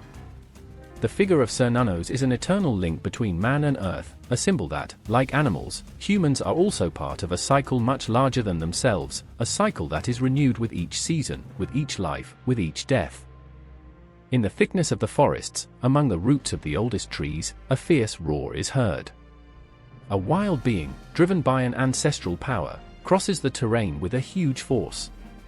It is the wild boar, a creature that not only represents the savagery of nature, but also associates with indomitable bravery, struggle, and strength. In Celtic legends, magical wild boar is much more than a simple animal. It is a symbol of power, courage, and destiny, a being that is destined to cross the greatest warriors at crucial moments of their lives. The wild boar, with its imposing presence and its aggressive behavior, is one of the most representative creatures of Celtic mythology. It is not only an animal, but a manifestation of the primal forces of the earth. In Celtic stories, wild boar has a mystical nature because it is associated with both war and protection. It is believed that the wild boar is a guardian of the territory, a protector of forests and mountains. It is a great symbolism, since its courage and tireless struggle make it an ally worthy of the most powerful heroes. wild creatures such as wild boar have a special relationship with Celtic warriors. In many cultures, the animal and the warrior are not simply two separate entities, but share a deep connection. Celtic warriors, men and women, were considered an extension of the earth itself, and wild animals represented the qualities that should emulate courage, strength, resistance. The wild boar, with its fierce nature and its unwavering courage, became the ideal partner for those who fought in battles and defended the honor of their people. In the legends of Cu Chulainn, the magic wild boar plays a crucial role. Cu Chulainn, the greatest of the Celtic heroes, is not only known for their combat ability, but also for its connection with the supernatural. In one of the most emblematic stories, Cu Chulainn faces a magical wild boar that tests both his skill and courage. This wild boar, like all the magical animals of Celtic mythology, is not a common enemy. It is a creature that has forces beyond natural laws, a being that, like Celtic heroes, is marked by fate. The history of Cu Chulainn and the magical wild boar reflects the symbolic bond between the warriors and the creatures that represent the primary powers of the world. Cu Chulainn not only fights wild boar in a physical sense, it also fights the essence of wild nature, a challenge that tests its soul and its value. The victory of Cu Chulainn over the wild boar not only shows his ability with the spear, but also his ability to face the darkest aspects of his destiny.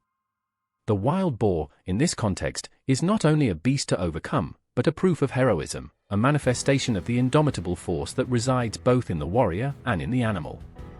The wild boar, as a symbol of power and sacrifice, is also closely linked to the idea of death and rebirth. In Celtic legends, many heroes and warriors who hunt the wild boar or who face it suffer deep transformations in their lives. Sometimes, Hunt Abalai is interpreted as a passage rite, an act that leads to the warrior to a higher level of understanding and connection with his surroundings. Blood of the wild boar, shed on the ground, symbolizes the sacrifice necessary to achieve victory, the rebirth after the struggle and suffering. Jabalis are also related to the gods of war and hunting, such as the god Celts Tyrannes, who was known for his power over heaven and storms, and for his association with wild animals. In many legends, wild boars are seen as sent from the gods, creatures that serve as evidence or as blessing carriers. These magical wild boars, somehow, are the earthly manifestations of the divine forces that guide the fate of the warriors. In other versions of the stories, the wild boar is a figure that gives power or wisdom to those who hunt or face it. Warriors who manage to overcome this mythical animal are often endowed with supernatural skills or are conferred a special gift for their battles. The figure of the wild boar is not only a physical challenge, but also a testimony of the connection between the warrior and the forces of nature that surround it. Being the wild boar, therefore, becomes a rite of initiation, a way of transforming ordinary warriors into legendary heroes. The figure of the wild boar is also associated with fertility and abundance. In some stories, wild boar is considered a sacred animal, whose presence symbolizes prosperity and protection. It is believed that the wild boar, being hunted or venerated, can give good luck, and therefore, many Celtic warriors carried with them Jabali symbols as amulets to ensure their success in combat. This symbol of prosperity is not only limited to war, but also extends to crops, land, and families. The wild boar connection with abundance and spiritual protection was so strong that its image was used in amulets and talismans. The magical wild boar, in Celtic mythology, is more than a simple wild creature. It is a symbol of struggle, sacrifice, and connection with the earth. Its appearance in legends not only highlights the importance of strength and courage, but also represents the need to maintain a balance with nature and the supernatural world. Like the Celtic warriors, the wild boar is a figure that transcends the physical, a manifestation of the original powers that govern the universe. Through him, the Celts remembered that the fight, sacrifice, and connection with the earth are the forces that guide both the heroes and the animals on their eternal journey towards greatness. In the immensity of the Celtic forests, when the full moon illuminates the horizon, the howl of a wolf resonates in the stillness of the night. This sound, powerful and deep, is not only a call to his Maneater brothers, but a reminder that strength and courage inhabit the wildest of the natural world. Lobos, in Celtic mythology, are not simply wild animals, they are creatures loaded with meaning, symbols of power, protection, and an ancestral link between humans and the animal kingdom. In Celtic stories, the wolf becomes an ally, a creature whose indomitable spirit merges with that of the bravest heroes, those who seek greatness on the battlefield and in the challenges of life. The wolf, with his penetrating gaze and his sharp intuition, has been revered throughout Celtic history as a symbol of strength. His presence was associated with the courage in the struggle and protection of his. In the herds, the wolves represent unity and discipline, qualities that Celtic warriors valued deeply. The wolf does not fight alone, but with his pack, and that solidarity was seen as a lesson for the warriors, the importance of fellowship and loyalty in battle. The wolf not only represents physical force, but also the ability to face the unknown, to survive in the most unexplored and dangerous places in the world. The Celtic warriors, always in search of strength and wisdom, looked at the wolves as creatures that possessed a special connection with the spiritual world. It was believed that the wolves were guardians of the borders between the worlds, the human world and the other world, the kingdom of the gods and the spirits. This link between the wolves and the divine was reflected in many of the mythological stories, where the wolves not only protected the warriors, but also guided them through the invisible kingdoms, showing them the way to follow in moments of uncertainty. The wolves were seen as mediators between the earthly and the celestial, capable of moving the borders between both worlds with an ease and skill that challenged human logic. In Celtic mythology, it is not uncommon to find heroes that, at some point in his life, they transform into wolves. This transformation is not simply a punishment or a curse, but a way of acquiring the power and wisdom of the wolves. The wolf is a creature that lives in the border between the wild and the supernatural, and those who become wolves immerse themselves in that primitive essence, losing part of their humanity to embrace the most primary forces of nature. This transformation gives them a special ability to understand the secrets of the natural world, a deep connection with the earth and heaven. Through the figure of the wolf, Celtic mythological heroes reach a level of supernatural power and skill, becoming beings capable of facing any challenge with unparalleled courage. One of the most emblematic heroes of Celtic mythology, Ciú Chulainn, is a clear example of the special relationship between wolves and warriors. In one of the best-known stories, it is said that Ciú Chulainn, in his search to achieve greatness, adopted the shape of a wolf during his battles. This act not only allowed him to obtain a huge force, but also granted him the necessary wisdom and cunning to face the most powerful enemies. The transformation into wolf was not a simple metaphor, but a true metamorphosis that allowed it to connect with the spirit of the animal and its primary abilities. Like the wolf, Ciú Chulainn became an unstoppable being, a hero who never gave up and fought with a fierce determination. Another Celtic hero who shares this link with the wolf is King Cormac mac Airt, who, according to some legends, had the ability to transform into wolf when he needed it. This ability, which gave him a supernatural force, allowed him to lead his people with wisdom and courage. As a leader, Cormac identified himself with the wolves not only by his strength and power, but also by his loyalty and his connection with the earth. The wolves, like the warriors, were willing to sacrifice for their own, and this sacrifice was the very essence of true greatness. The relationship between the wolves and the Celtic heroes is also reflected in the way in which the wolves are revered in the Celtic culture. Often, sacrifices or rituals were offered in honor of the wolves, asking for their protection and wisdom. Celtic warriors not only saw the wolf as a symbol of power, but as a spiritual creature that could guide them through the dangers of life and death. In Druid ceremonies, the wolves were considered sacred beings, and their presence in initiation rituals was a sign of the connection with the deepest forces of nature. The wolves also played an important role in hunting, a crucial act for Celts. It was often said that the Celtic warriors, following the trail of the wolves, could find hidden paths or discover secrets on Earth. The wolves, like the warriors, were born hunters, and the ability to follow them on their routes was seen as a sign of cunning and wisdom. Through the wolves, Celtic warriors could learn to move silent, to be patient and wait for the right time to attack. The wolves not only represented brute force, but also strategy and intelligence. In Celtic mythology, wolves are much more than simple wild animals. They are beings loaded with power and symbolism, creatures that represent the deepest ideals of Celtic culture: courage, sacrifice, loyalty and connection with the earth. For the Celtic heroes, the wolves were not only allies in the fight, but also teachers who taught them the most fundamental lessons of life. the figure of the wolf, in his savagery and his wisdom, becomes a reflection of what it means to be truly great, and the heroes who embrace this connection with the wolf becomes legends, immortalized by their strength, their courage and their link with the most primitive in the world.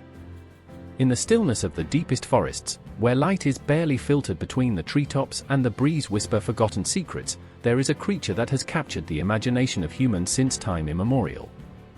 His figure, ethereal and delicate, seems to arise from the oldest legends, such as a dream lost in the fog. The unicorn, with his hair that shines like the sun and his horn that flashes a mystical light, has always been a symbol of the purest and most magical. In Celtic mythology, unicorn is not only an indescribable beauty being, but a manifestation of the highest and most mysterious forces of nature. Celtic legends place unicorn in the most remote corners of the earth, in those places where magic flows incessantly, and spiritual forces are closer to the human being. It was an almost unattainable creature, guinea pig or silver horn, and his slender body reflected perfection itself. Often, stories describe these unicorns as beings that are only seen for those cigars of heart, those who still keep innocence and goodness in their souls. In this way, the unicorn becomes the protector of purity, a guardian of the very essence of life. The unicorn relationship with purity is one of the most fascinating aspects of its symbolism in Celtic culture. It was believed that the unicorn could detect corruption or evil, and that only those of clean heart could approach him without fear. The stories say that princesses, virgins, and the most wise druids were the only ones who could be close to this magical creature. His single presence was a reminder that purity, in all its aspects, was a vital quality to stay in harmony with the natural world and the divine. But unicorn magic was not limited only to its purity. This fantastic being was also a central figure in healing. It was said that his horn had miraculous powers, capable of purifying water, healing wounds, and eradicating any disease. The unicorn horn was considered a talisman of great power, one of the most coveted in all Celtic lands. The Druids, knowledgeable about the mystical forces of nature, were looking for this horn on their trips, because it was believed that only such a pure object could have the ability to heal the body and soul. It was a symbol of regeneration, of renewed life, a remedy for all body and mind ailments. The stories about healing with the unicorn horn are as old as the Celtic lands themselves. It was said that in the darkest moments, when the disease lurked the peoples and despair cindered over the villages, the unicorn horn could return hope. It was like a balm for broken hearts and exhausted bodies, a proof that, even in the most gloomy hours, there was the possibility of renewal and relief. The Celts saw in this creature not only a magical being, but a symbol of universal healing, a reminder that the connection between nature and the human spirit could bring well-being. Beyond purity and healing, the unicorn in Celtic mythology also represented the magic itself, that invisible force that shapes the destinations and transforms the course of the events. In a world where magic flows through every corner of nature, the unicorn was the epitome of that pure magic, without alterations, without pollution. The unicorns were seen as carriers of the divine mysteries, beings who walk between the kingdom of the gods and humans, carrying with them an ancient power that transcended all understanding. In many legends, the encounter with a unicorn not only meant finding a rare and beautiful creature, but also an opportunity to come into contact with the original forces that shaped the world. This symbolism of magic and purity was also reflected in the relationships of Celts with nature. The trees, the waters, and winds were seen as living forces, and the unicorn was a reflection of that same magic that lived in every corner of the earth. The Celts believed that unicorn magic could activate the energies of nature, allowing the earth to bloom and life would prosper. It was, in a way, a duct between the material and the spiritual world, a bridge that connected humans with the divine. Celtic culture also linked unicorn with the cycle of life. His ability to regenerate, to heal and to bring purity, made him a symbol of eternity and constant rebirth. The unicorn figure reminds us that, despite the challenges and shadows we can find in our path, there is always the possibility of a new opportunity, an opportunity to heal, to grow and to achieve our purest form.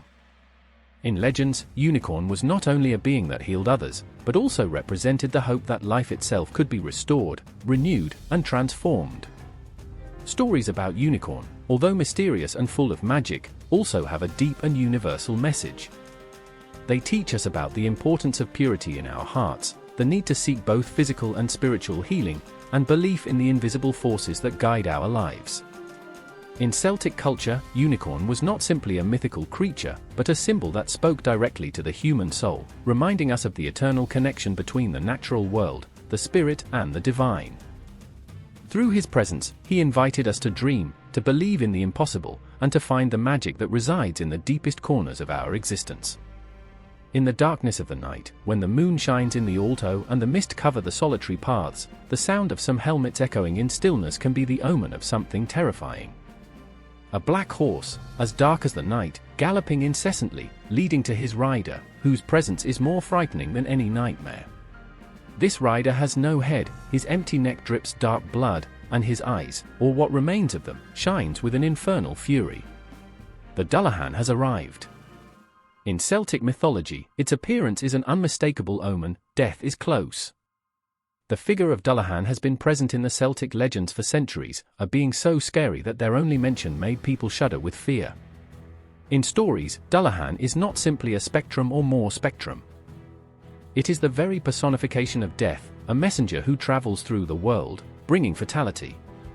It is believed that it appears in the darkness of the night, riding their black horse, and looking for those whose destination is already sealed. With a single touch of his whip, his victim's life is extinguished, as if it were a leaf rolled by the wind. The Dullahan is a being that has no compassion or remorse. His face, if he ever had one, is covered by a layer of darkness, and his penetrating gaze crosses the flesh and soul. His eyes, although empty, seem to observe with an infinite fury, as if he were looking for his next victim. And the most spooky thing is that it not only comes for the lives of those who have already been marked, but sometimes stop in front of the doors of those who have not yet been claimed. At the moment, the Dullahan can launch a cry, a terrifying howl that makes the living shudder, a cry that seems to come from the same abyss. Dullahan's legend is deeply related to death, not as an abstract idea, but as a tangible presence, which walks among us. In the Celtic tradition, death was not seen as a final event, but as one step towards another kingdom, a place where the spirits of the dead resided. The Dullahan, in its headless form and its gloomy bearing, is the guide towards that kingdom, which leads to the souls lost to its final destination. In many stories, it is said that Dullahan is invincible, that it cannot be stopped either by the sword or by magic, and that its touch is deadly. It is a reminder that there is no escape, that the cycle of life and death is unwavering, and that no living being can avoid its destiny when the time comes. Dullahan's symbolism in Celtic mythology is deeply disturbing. It is not simply a horror figure, but it represents the inevitability of death, that force that stalks in every corner of life, waiting for its moment to claim what belongs to it. In its headless shape, Dullahan also reflects the idea of disconnection, the separation between what was human and what is now just a spectrum, a shadow of what once was. The Dullahan is not someone who has died and has become a spirit, but rather a manifestation of death itself, a being that is more shadow than flesh, that moves around the world without being seen by the living until it arrives the right time to lead a life. But Dullahan also represents the primal fear of the stranger, to which you cannot see or understand. In the stories, its appearance is loaded with a feeling of hopelessness, that there are forces beyond our control that move between us. It is a figure that comes to remind us that death is not only an end, but also a transaction, a ritual act that connects the world of the living with that of the dead. In this sense, Dullahan is a reminder of the fragility of life, that we are all, ultimately, at the mercy of a destiny that we cannot avoid. Throughout the legends, the Dullahan is not only a lone spectrum, but sometimes it is described as a being that has the power to bring with them other dark entities. It is said that his presence is a sign that death not only comes by a person, but can drag those who follow him, leaving a trail of death and suffering in his path. In some stories, it is said that Dullahan is accompanied by a multitude of shadows, lost souls that follow him on his way, as if they were his servants, his emissaries. These shadows represent the chaos and terror that the Dullahan planting where it passes, and its arrival is never a simple visit, but a warning that the balance between the living and the dead is about to break. The Dullahan, therefore, is not only a horror being, but also a symbol of the transience of life. In Celtic culture, it was understood that death was part of the eternal cycle, a necessary step for rebirth and transformation. However, Dullahan's shape remembers that, although even that death is inevitable, the terror that can generate is even more scary. It is the manifestation of everything we do not know, of the shadows that lurk in the depths of our existence, of what we cannot control or understand. Each appearance of Dullahan brings with it a sense of anguish, a reminder that the end of life is not something that can be eluded. In legends, its presence is almost like a force of nature, a storm that is approaching without warning and that drags the weight of fatality.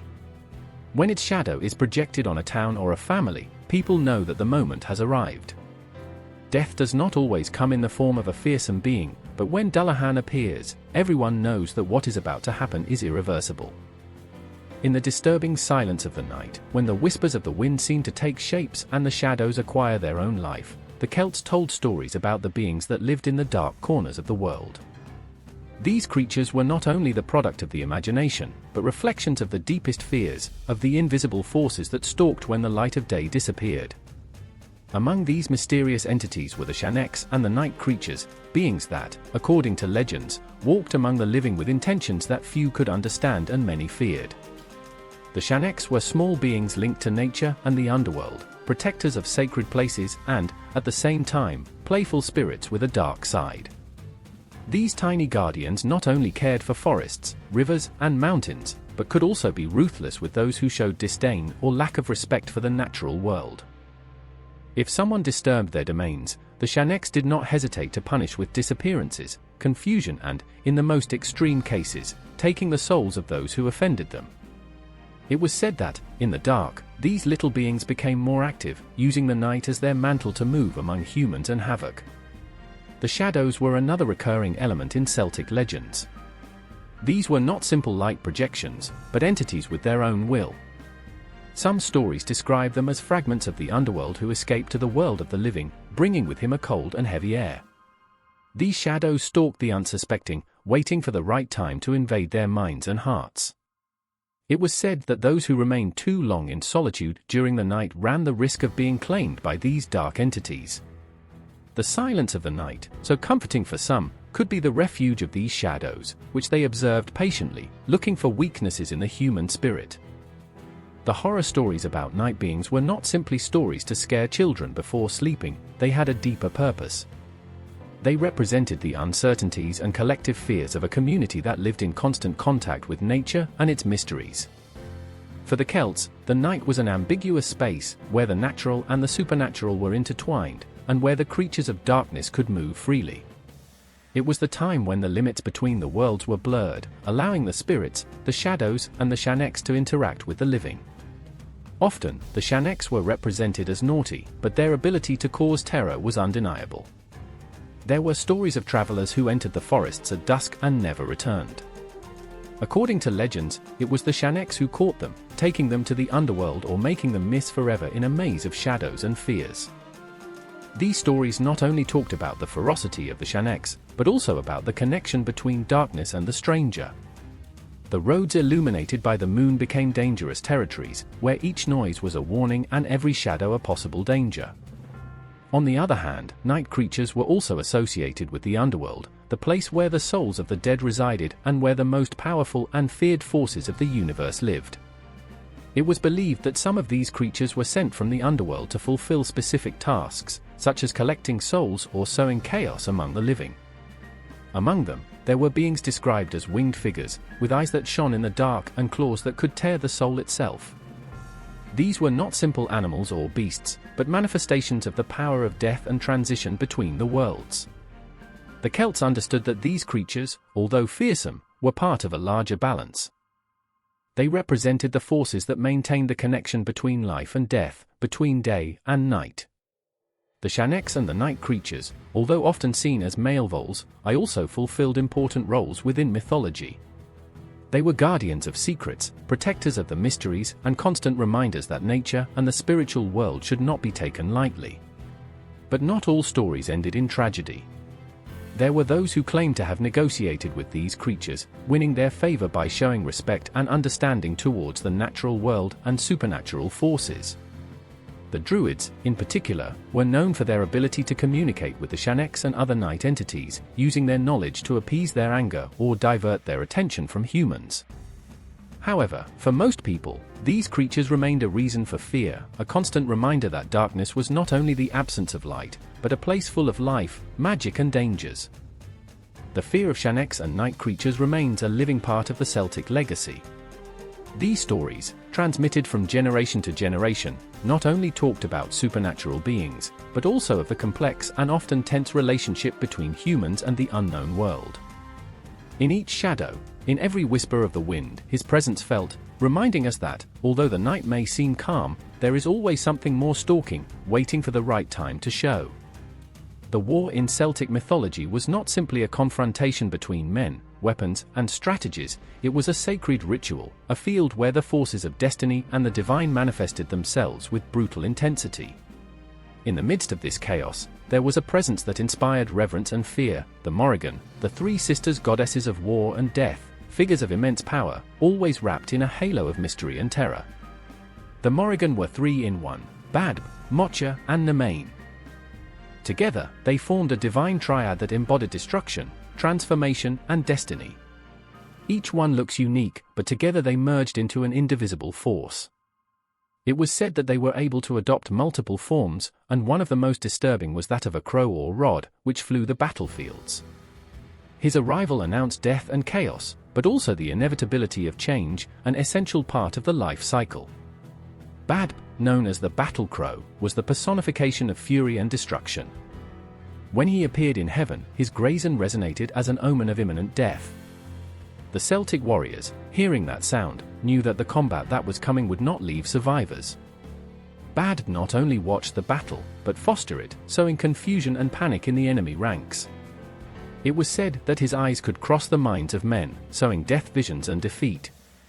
His laugh resonated in the air, mixing with the clash of weapons, like a cruel mockery in the face of human suffering. Mocha, meanwhile, represented power and sovereignty. It was both a fertility figure and a goddess of war, which reflected the duality of life and death. Mocha, in its manifestations, used to be associated with horses, animals that symbolized strength and resistance. It was said that her anger was relentless, and those who challenged her faced terrible consequences. Mocha not only watched the battles, he directed them from the shadows, making sure that the balance of fate was maintained. In some stories, his presence was a reminder that even the most powerful were subject to divine forces. Nemain, the third of the sisters, embodied the confusion and frenzy of the battle. His name was associated with chaos, and his appearance in a confrontation was a guarantee of disorder and madness. It was said that Nemain could make the armies turn against each other, sowing chaos until no one was standing. In the stories, Nemain's screams were so terrifying that they could break the spirit of the most brave warriors, making them flee in terror. It was the incarnation of terror, a reminder that, in war, the mind is as vulnerable as the body. But Morrigan not only manifested in battle. They were also guardians of destiny, weaving the threads of life and death from their position in the divine planes. The crows, who were considered their messengers, carried the whispers of these goddesses, bringing auguries to the warriors and leaders. When a crow posed his black and unfathomable eyes on someone, it was said that the shadow of death had already fallen on that person. The Cuervos de las Morrigan were not mere observers, they were active witnesses of the destination that was deployed before them. The appearance of Morrigan in Celtic battles was not a casual phenomenon. His presence symbolized the connection between the earthly and the divine, between mortals and the gods. When the Morrigan walked among the guests' harms, they did not do it as spectators, but as active participants in the outcome of the contest. Their forms were changing, they could be beautiful and seductive, attracting men with a false feeling of calm, or could be horrible and grotesque, reflecting the rawness of death. But regardless of his appearance, his message was clear: fate is sealed, and no one can escape to his will. In Celtic legends, it is said that the Morrigan not only influenced the result of the battles, but also appeared to announce the fall of large heroes. One of the most famous stories is that of its interaction with Cu Chulainn, the mythical hero of Ireland. Morrigan appeared to him several times, sometimes like an omen and sometimes as proof of his strength. In his last battle, the Cuervos de las Morrigan posed on him, an unequivocal sign that his time had arrived. Even the greatest of the warriors could not escape their destiny, a reminder of the fragility of the life and power of the goddesses. The symbolism of the Morrigan in Celtic mythology is deep and multifaceted. They represent not only violence and death, but also renewal and transformation.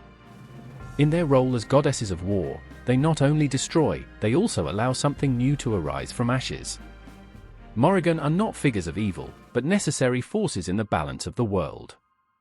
They are a constant reminder that even in the darkest adversity, there is a greater purpose, even if it is difficult to understand from the human perspective.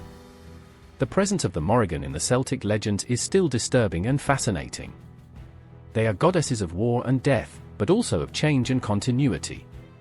When their shadows fall on a battlefield, the entire world seems to stop, as if it recognized that something sacred is happening. In the crowds of the crows, in the icy winds that travel the fields, the Morrigan walk, observing, waiting, reminding us that, in the end, we are all part of the eternal cycle that they represent. The transformation, that ability to be reborn in another body or adopt a new form, was one of the most fascinating and recurring themes in Celtic legends. In their world full of magic and symbolism, the changes represented more than a simple supernatural trick. They were a reflection of the constant change of life, of the destination that revolves as the stations, unpredictable and essential. Their stories resonated with the mystery of the unknown, leaving the listeners with a knot of restlessness and astonishment. In Celtic traditions, the changes were seen as enigmatic figures, with the ability to move between worlds and realities. It was not only a physical power, but a deeply spiritual ability. Transforming into an animal, an object, or even another person was considered a sacred act, a connection with the primary forces of nature. Some stories talked about druids who could take the form of a hawk to fly over the valleys, or warriors who became wolves to fight with a wild force that no enemy could match. Among these stories, one of the most shocking is that of Tuan mac Cairill, a man who, according to legends, lived several lives in different ways. It was said that Tuan witnessed the arrival of the first inhabitants of Ireland, and when his human form began to fade, he was reborn as a deer, traveling the forests and feeling the earth under his legs. When his time as a deer ended, he transformed again, this time into a wild boar, then an eagle and finally in a salmon. Each transformation allowed him to experience life from a different perspective, accumulating wisdom with each step. Its history is not only a magic story, but a meditation on the continuity of existence and the importance of adapting to change. The changes were not always heroes or wise. In some stories, this ability was a dangerous weapon, used to deceive, manipulate, or sow chaos. In a particularly dark legend, there is a woman who, jealous of her husband's love for another, used her knowledge of the magical arts to transform into a swan. With this way, she managed to attract her husband to the waters, where she caught him in an eternal spell. This story, although disturbing, reflects a universal truth: power, even magical, always entails a risk. The transformation can be both a gift and a curse, depending on who handles it. The symbolism behind the changes also extended to animals. Each creature had a specific meaning in Celtic culture, and adopting its form involved taking its characteristics. Becoming a wolf, for example, it was not only to assume its physical appearance, but also its ferocity, its loyalty to group and their connection with the moon cycles. Similarly, becoming a crow was to assume the role of messenger among the worlds, a symbol of death and rebirth. Druids understood these connections deeply, using transformations as a way of communicating with the forces of nature and with the gods. Cambia stories also explored the relationship between identity and change. What did it mean to be yourself when another way could be adopted? In some myths, the characters that changed not only altered their appearance, but also their emotions, thoughts, and even their memories. This loss of stability, of a fixed sense of who they were, was both terrifying and liberating. Some Celtic heroes managed to find in the transformation a means to overcome their human limitations, while others were lost in the process, forgetting who they really were. One of the most intriguing aspects of changes of change forms is how they reflect the role of change in destiny. In Celtic legends, fate was not fixed or immutable, it was a living force, molded by decisions, errors, and transformations. The changes embodied this idea literally, showing that, to survive and prosper, one must be able to change, adapt to circumstances. The physical transformations in the myths were a reflection of the internal changes that we all face, the challenges that force us to grow, the losses that redefine us, the moments in which we must leave behind a version of ourselves to become something new. Sometimes, the changes were involuntary, imposed by external forces. In a known story, an arrogant king was transformed into a deer by a druid who had despised. For years, he lived in forests, learning humility and empathy when facing the dangers and difficulties of animal life. When he finally recovered his human form, he was no longer the same man. His experience as a deer had changed him forever. This story, like many others, shows how transformation, although painful, can lead to growth and redemption. The stories of Cambiaformas not only fascinated those who listened to them, but also taught them valuable lessons. They talked about the importance of flexibility, the ability to adapt to the inevitable changes of life. They also explored the limits of humanity, asking what it really means to be when you can cross the line between the human and the animal, between the earthly and the divine. In Celtic mythology, the changes were reminders that life is never static, that change is the only constant. Each transformation, whether physical or spiritual, was an opportunity to learn, grow, and approach the forces that shape the world. But they were also warnings. Playing with change, challenging natural balance, could lead to unpredictable and, often, tragic consequences. The ability to transform was a beautiful gift, but one that should be handled with wisdom and respect. Darkness is never simply absence of light, it is a veil, a place where stories are woven and shadows breathe their own life. In Celtic mythology, the shadow was not something to fear without more, but a latent power, a force that shapes the unknown. In the heart of this mystical connection between the shadow and power, an enigmatic figure emerged, the Lady of the Shadows. It was not just a creature, nor simply a goddess. The Lady of the Shadows was an echo, a manifestation of the mystery that lives in the dark corners of existence. The legends whispered that appeared in moments of uncertainty, when the decisions became heavier and the destinations hung from a thread. Not everyone could see it, but they all felt their presence, a subtle chill that crossed the skin, as if the night was alive and observing. The shadows, under their touch, were not mere silhouettes projected by the light, they were moldable entities, capable of taking shape and acquiring purpose. Some said that the lady could summon figures made of pure shadows, spectral warriors who fought without fear, impossible beasts that devoured the spirit of those who dared to challenge them. The stories described how, in the darkest forests or in the most desperate moments, she could wrap a person in a mantle of shadow, hiding her from danger or condemning her to disappear forever. However, the relationship between the Lady of the Shadows and mythological creatures was not always hostile. It was said that many of the creatures of the other world, those that lived between reality and magic, sought refuge in their kingdom. The wandering spirits, the banshees whose lament resonated at night, and even the Púca, known for their mischief, they found in the shadow a home where their nature could bloom. These creatures did not fear darkness, they respected her, knowing that in their depths there was a power that few could understand. For the Celts, the shadow was much more than a simple metaphor. It was a living force, a constant reminder that the balance between light and dark is what the world maintains in order. The Lady of the Shadows, with her dominance over this energy, was seen as an ambiguous figure. Some venerated her, believing that her favor could protect them in difficult times. Others feared her, ensuring that dealing with her was inviting chaos to enter life. There were those who claimed to have received gifts from it, objects or skills wrapped in a seductive darkness, but always accompanied by a price. In the legends, the lady often appeared to those who faced transcendental decisions. It appeared in dreams, at the intersections between trails or on the edge of a silent lake, his eyes shining like two burning cheats. The shadows that protected him began to devour him slowly, filling his mind of doubts and fears. Despite his victories, he lived for the rest of his tormented days, unable to distinguish between reality and the shadows that persecuted him. The lady's connection with the power of darkness was not only destructive, it was also a transformative. In some stories, it was described as a guide for those who were lost, not in the physical world, but in their own souls. It was said that those who had the courage to face it and accept the shadows within themselves could be renewed, stronger and wisest. But this rebirth always had a cost, because darkness demands recognition, and facing oneself is not an easy task. In Celtic symbolism, the the shadow was not something negative by nature. It represented the hidden, which expects to be discovered. It was the necessary counterpart of the light, a reminder that everything that shines also projects a shadow.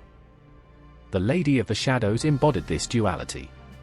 It was not evil, but it wasn't good either. It was the guardian of what is between the two extremes, the perfect balance between hope and fear. The relationship between the shadow and the Celtic mythological creatures is as complex as the same figure of the lady. The legends insist that every magical being, from the Tuatha of Danann to the most humble entities, understood that darkness was not something that could be conquered, only respected. The Lady of the Shadows was the personification of this respect, an eternal presence that remembered all that, without the shadow, the light would not make sense, and without the light, the shadow could not exist. The transformation in Celtic mythology was not simply an act of magic, but an event loaded with meaning and power. For Celtic warriors, becoming mythical animals or creatures was both a blessing and proof, a direct connection with the indomitable forces of nature and the gods. Each transformation narrated in the legends carried a deep message: the change is not only physical, but also spiritual, and its consequences can raise or condemn those who experience it. Among the best-known stories is the warriors who became wolves during battles. These men, known in some traditions such as La Craa Fianna, sought to channel the ferocity and instinct of the wolf to overcome their human limitations. In the heat of the fight, the wolves represented the uncontrollable force of nature, but also its loyalty and cunning. However, assuming this form was not an act without risks. The legends warned that those who gave themselves too much to animal power could lose their humanity forever, being trapped between two worlds. An old story speaks of a young warrior named Cale, who sought to protect his village from a group of invaders. Desperate for the superiority of his enemies, he went to a druid in search of help.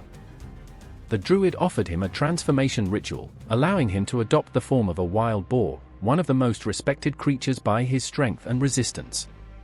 The ritual required a sacrifice, a part of his soul would be forever linked to the creature. Cale accepted and, in his new form, he threw himself into combat with unstoppable fury, defeating the invaders. However, when he returned to his village, he found it difficult to reconnect with those who knew him. The villagers looked at him with fear and respect, and inside, the spirit of the wild boar, constantly pushing him to the forests. The victory had a cost: the man who once was never returned. The benefits of these transformations were evident. Warriors who could assume animal forms acquired superhuman skills, the acute vision of an eagle, the speed of a deer, the force of a bear. These advantages were not only useful in combat, but also in tasks such as hunting and exploration. But each transformation required a delicate balance. The Druids, guardians of mystical knowledge, warned that the magic of change should not be taken lightly. To invoke the essence of an animal also meant opening to its most primitive impulses, an act that could unbalance the spirit if it was not handled carefully. Druid rituals were fundamental in this process. These ancient guardians of Celtic wisdom had a deep knowledge of natural energies and the forces that connected humans with the spiritual world. Through chants, sacred herbs, and symbolic sacrifices, the Druids helped the warriors channel the power of the creatures in which they wanted to transform. Each ritual was unique, specifically designed for the warrior and the creature he invoked. Some stories describe how the Druids painted arcane symbols in the skin of the warrior, using dyes made of plants and ashes, before guiding it towards a state of trance where the change occurred. Not all transformations were voluntary. In some myths, the warriors were punished by the gods, or for their own mistakes, forced to assume animal forms as penance. These stories used to have a moral background, showing how arrogance, abuse of power or lack of respect for nature could lead to an unwanted transformation. In one of these legends, a Celtic commander named Bran despised the sacred traditions and made fun of the druid. During a hunt, Bran was attacked by a deer he had tried to kill. In an unexpected turn, the leader of his community transformed him into that same deer, condemning him to wander the forests until he learned humility. Bran lived as an animal for years, facing the cold, hunger, and the dangers of nature, until he finally understood the balance between man and the world that surrounded him. The transformation into animals was not only a magical act, but also a powerful metaphor.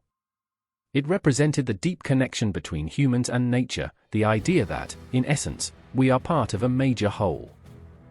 For Celts, animals were not simply creatures, they were symbols of spiritual and physical qualities that humans could aspire to emulate.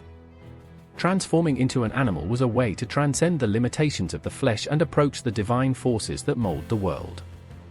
However, the transformations also brought a danger, the risk of forgetting who was. In Celtic stories, human identity was something valuable, a fragile balance between the spirit and the body. Those who abused magic or delivered too much to the power of their animal forms ran the risk of getting lost in them.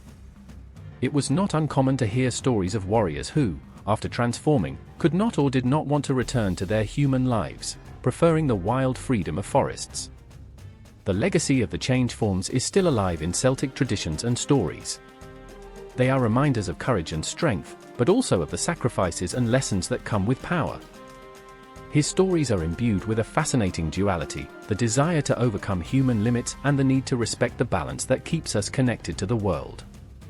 In each transformation, the warriors not only faced external enemies, but also the shadows of their own souls. The Celts lived with the certainty that death was not the end, but a transition to a state in which the spirits of the ancestors continued to be part of the community, invisible but powerful. This belief not only molded its way of understanding life, but also gave rise to an intimate and deep relationship with those who had left, a connection that crossed time and space. The spirits of the ancestors were seen as spiritual guides, silent protectors who monitored their descendants from the other world, that mysterious place that the Celts perceived not as a distant beyond, but as a dimension parallel to ours. There were stories that talked about moments when the veil between both worlds became thinner, especially during Samhain, when the souls of the ancestors could cross and walk among the living. They did not come with sinister intentions, but as guardians, bringing warnings, blessings, or simply their presence to comfort their families. In everyday life, Celts honored these spirits with simple and deep rituals. They placed food on the doors or on the family altars as offerings, lit candles to illuminate the path of souls, and whispered prayers to the wind, knowing that the words said with their hearts always found ears willing to listen. The ancestors were not only memories, but spiritual allies that offered advice and protection in moments of necessity. Some mythological creatures were also linked to this world of spirits. It was said, for example, that the Banshees not only announced death, but also acted as mediators between the living and their ancestors. Often, a Banshee appeared for a specific family, showing an eternal bond with its past generations. His lament, although terrifying, was a reminder that death did not break blood ties, but reinforced them on a deeper plane. The Druids, with their knowledge of the secrets of the other world, were the most important intermediaries between the living and the dead. Through ceremonies, songs, and the use of sacred herbs, the Druid could summon the spirits of the ancestors, asking for their advice or their intervention. These practices were not seen with fear, but with reverence. The spirit of an ancestor, when he manifested, was a symbol of continuity, that family history and traditions were still alive. A popular story tells Ern's story, a young woman who lost her mother at an early age. For years, Ern fought with a feeling of vacuum, as if something was missing in her life. On the eve of Samhain, while he wandered through the forest, he saw a figure that seemed to arise from the fog. It was his mother, wrapped in a soft glow, who spoke to him sweetly, reminding him of the strength he carried inside and the stories that his lineage kept. Ern returned to the transformed people, not because the encounter would have been magical, but because he had felt the connection with his past, that invisible force that sustained it even in the darkest moments. Ancestors could also manifest through dreams. Many Celtic legends report how warriors received strategic advice from their ancestors in night visions, or how women sought comfort in the voice of their mothers and grandmothers while sleeping. These dreams were not casual, they were considered direct messages of the other world, fragments of wisdom transmitted through a language that transcended words. Nature itself seemed to reflect the presence of the spirits. In the forests, where the whisper of the leaves could be confused with distant voices, or in the rivers, which seemed to carry secrets in their currents, the Celts saw signs of the ancestors. There were stories about ancient oaks that kept the essence of past generations, or stones marked with arcana symbols that acted as portals among the worlds.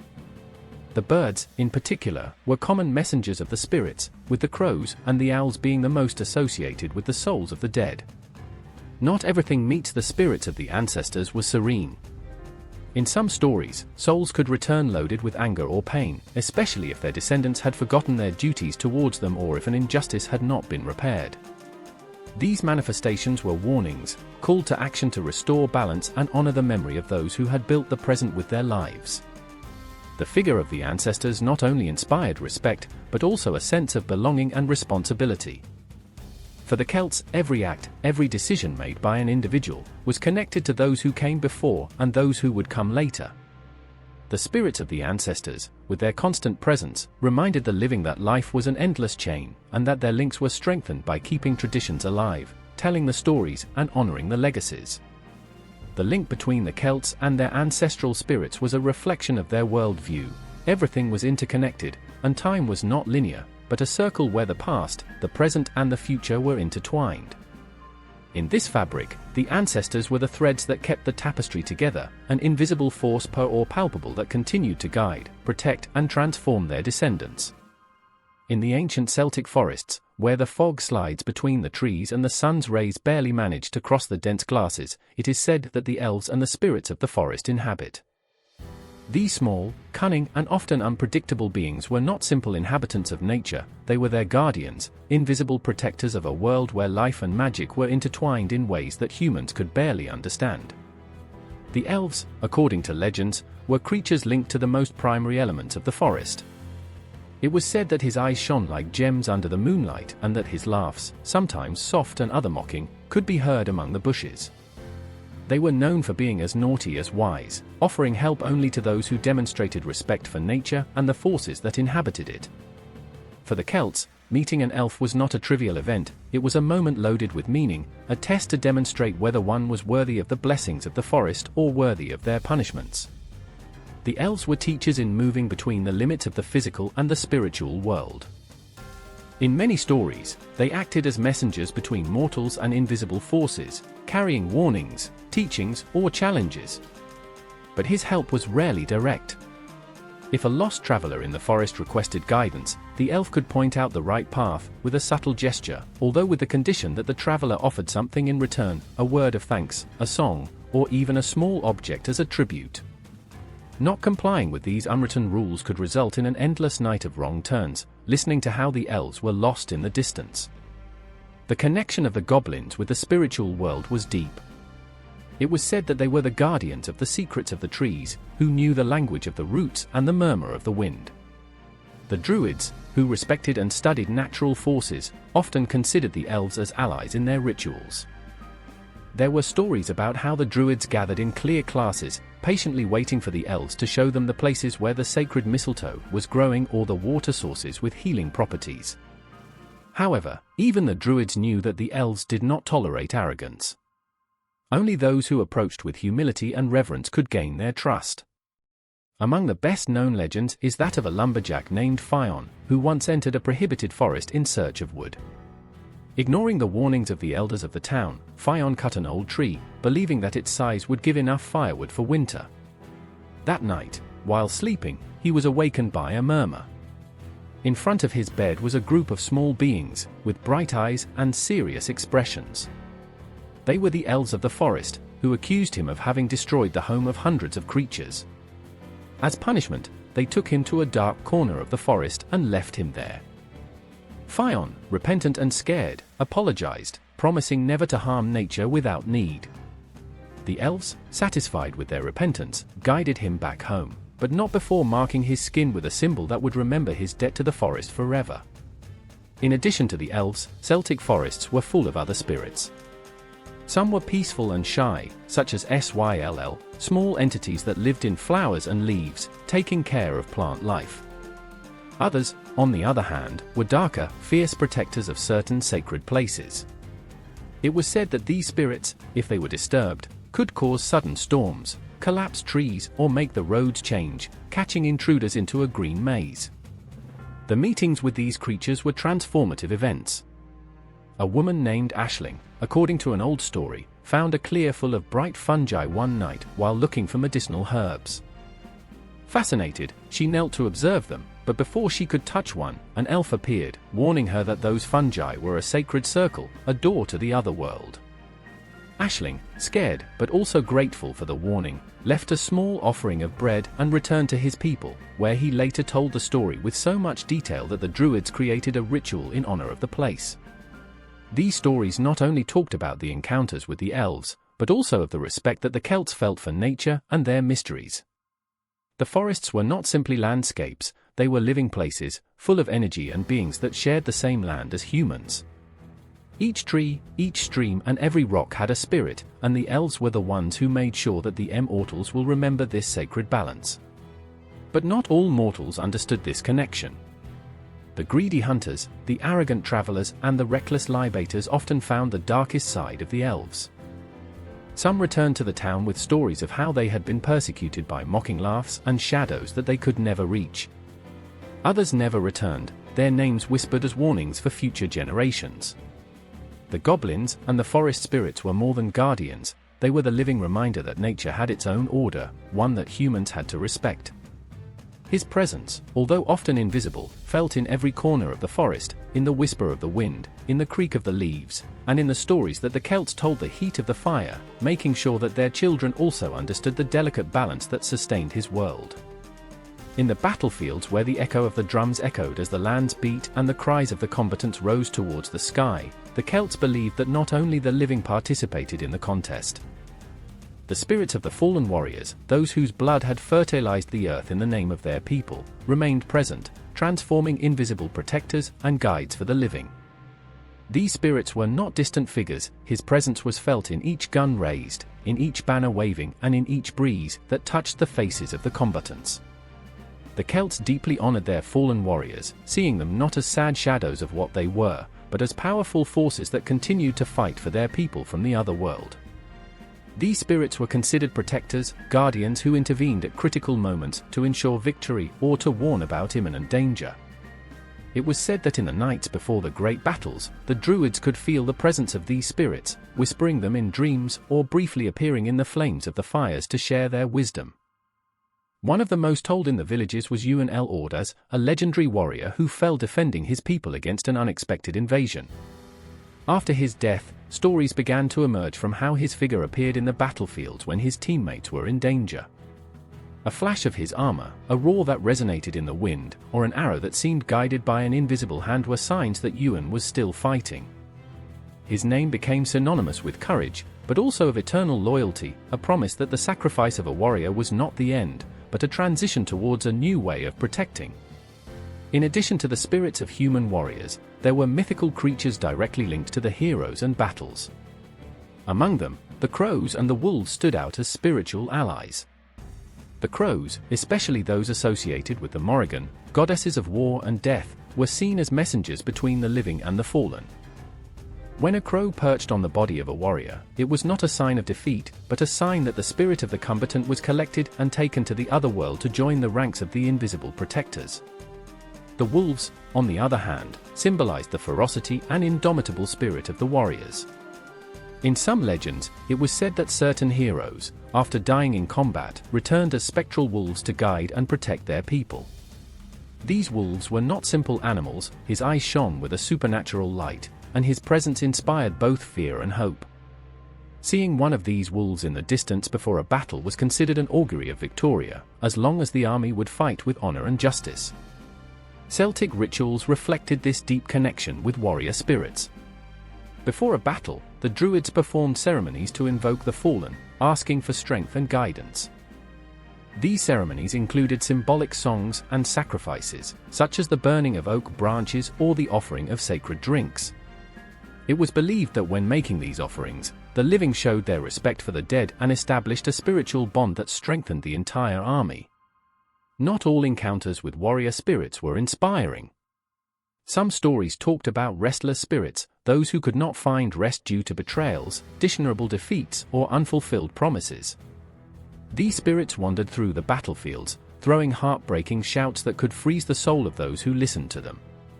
However, even these spirits had a purpose: remind the living of the importance of fighting with integrity and fulfilling the sacred duties that each warrior carried.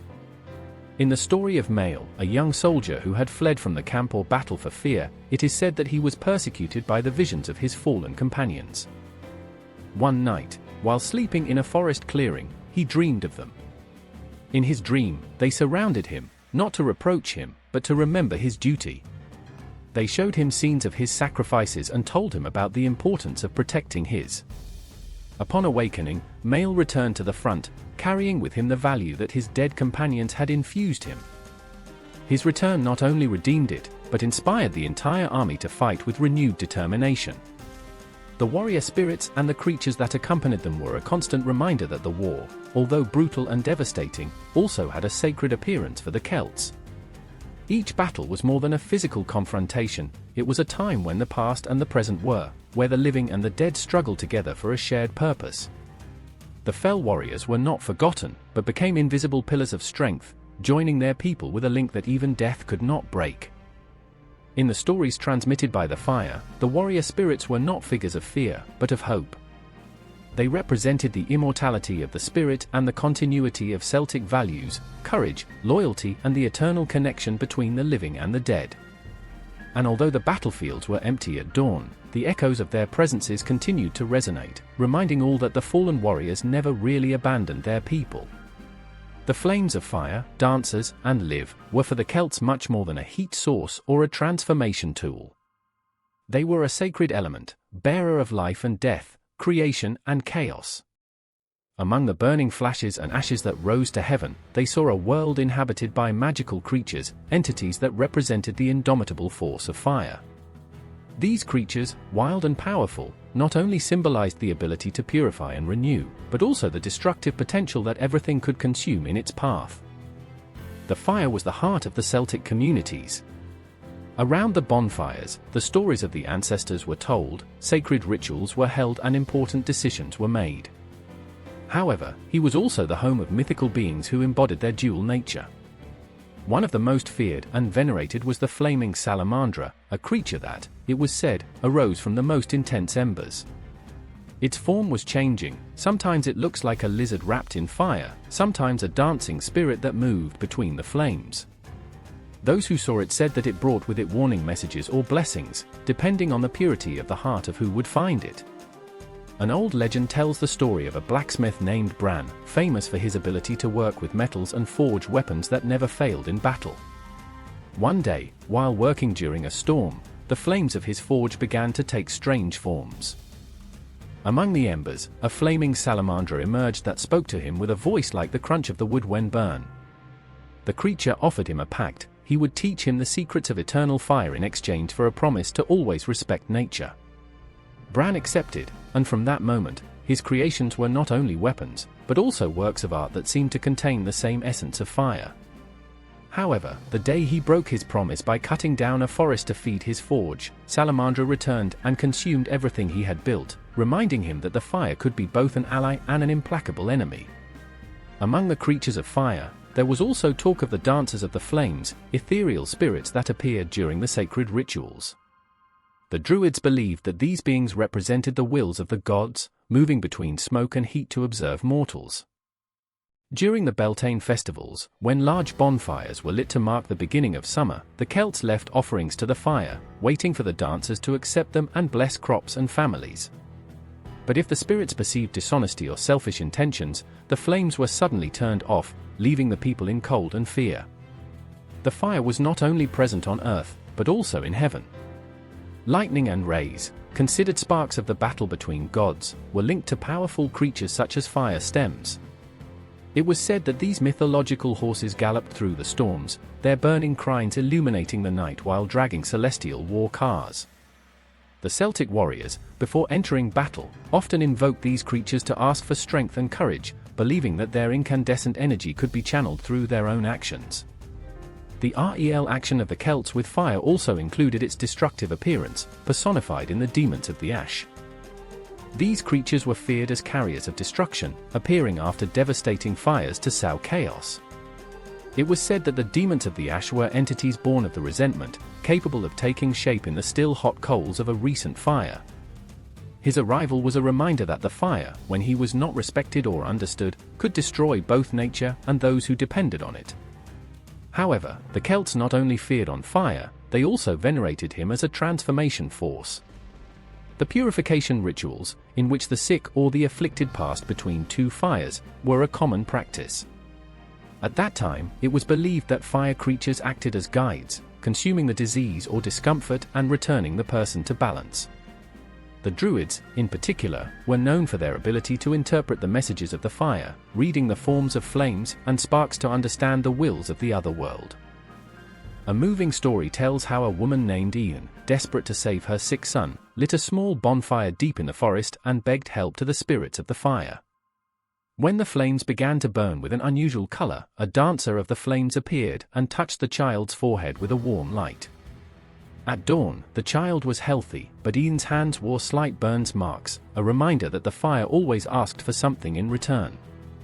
Fire, in Celtic mythology, was not simply an element, it was a door to the divine and the primary, a constant reminder of the necessary balance between creation and destruction. The creatures that inhabited this element not only embodied their power, but also the lessons that mortals had to learn when facing their indomitable strength. And while the flames continued to dance in the hearts of the homes and in the sacred ceremonies, their presence assured that the connection between the Celts and the fire would never be completely extinguished. In the gloom of the caverns and in the bowels of the earth, the Celts imagined a hidden world, a space full of mysteries and creatures that represented both life and death. The earth was not just a physical place, it was a living entity, a symbol of fertility, transformation, and connection with the ancestors. From its fertile surface to its unfathomable depths, it housed beings that emerged to interact with mortals, reminding them of the main power that lies under their feet. One of the best-known beings was the Firbolg, a mythological people that, according to legends, had been expelled from the surface and forced to take refuge in the depths of the earth. The Firbolg were not only known for their skills as warriors, but also for their knowledge of the secrets of the earth. It was said that they could hear the land of the earth itself, understanding their cycles and anticipating the changes. Although feared by some, they were respected as guardians of hidden wealth, such as gold, precious stones, and crop growth secrets. In the stories transmitted around the bonfires, there was talk of the Krork, snakes of the earth, creatures that inhabited the underground labyrinths.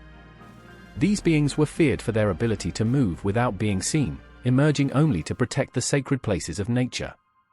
A story tells how a group of warriors tried to profane a consecrated forest to build a strength, but were arrested by a Krork, whose fury unleashed an earthquake that destroyed everything in its path. This story not only reinforced respect for the earth, but also recalled that greed had devastating consequences. The symbolism of the earth in Celtic mythology was deeply linked to fertility and abundance. Sowing and harvesting ceremonies, such as Lunasad celebrations, were times when underground spirits were invoked to bless the fields. The elves of the earth, small mischievous but benevolent creatures, were considered allies in these tasks. It was believed that, if offerings such as milk or bread were left, they secured good harvests and protected natural disasters. But the earth also had a dark side. The legends talked about underground wyrms, large serpentine creatures that lived in the deepest caverns. These entities not only represented chaos and danger, but also the challenge that the heroes had to face to prove their courage. One of the most famous stories tells how a young man named Aidan descended to the depths of a cave to recover a sacred relic stolen by a wyrm. The confrontation was fierce, and although Aidan managed to win, he returned to the changed surface, as if the contact with the primary forces of the earth had transformed his spirit. In Celtic traditions, the Druids played a crucial role as mediators between humans and the creatures of the earth. They knew the necessary rituals to appease underground spirits and, often acted as guides for those who ventured to the depths.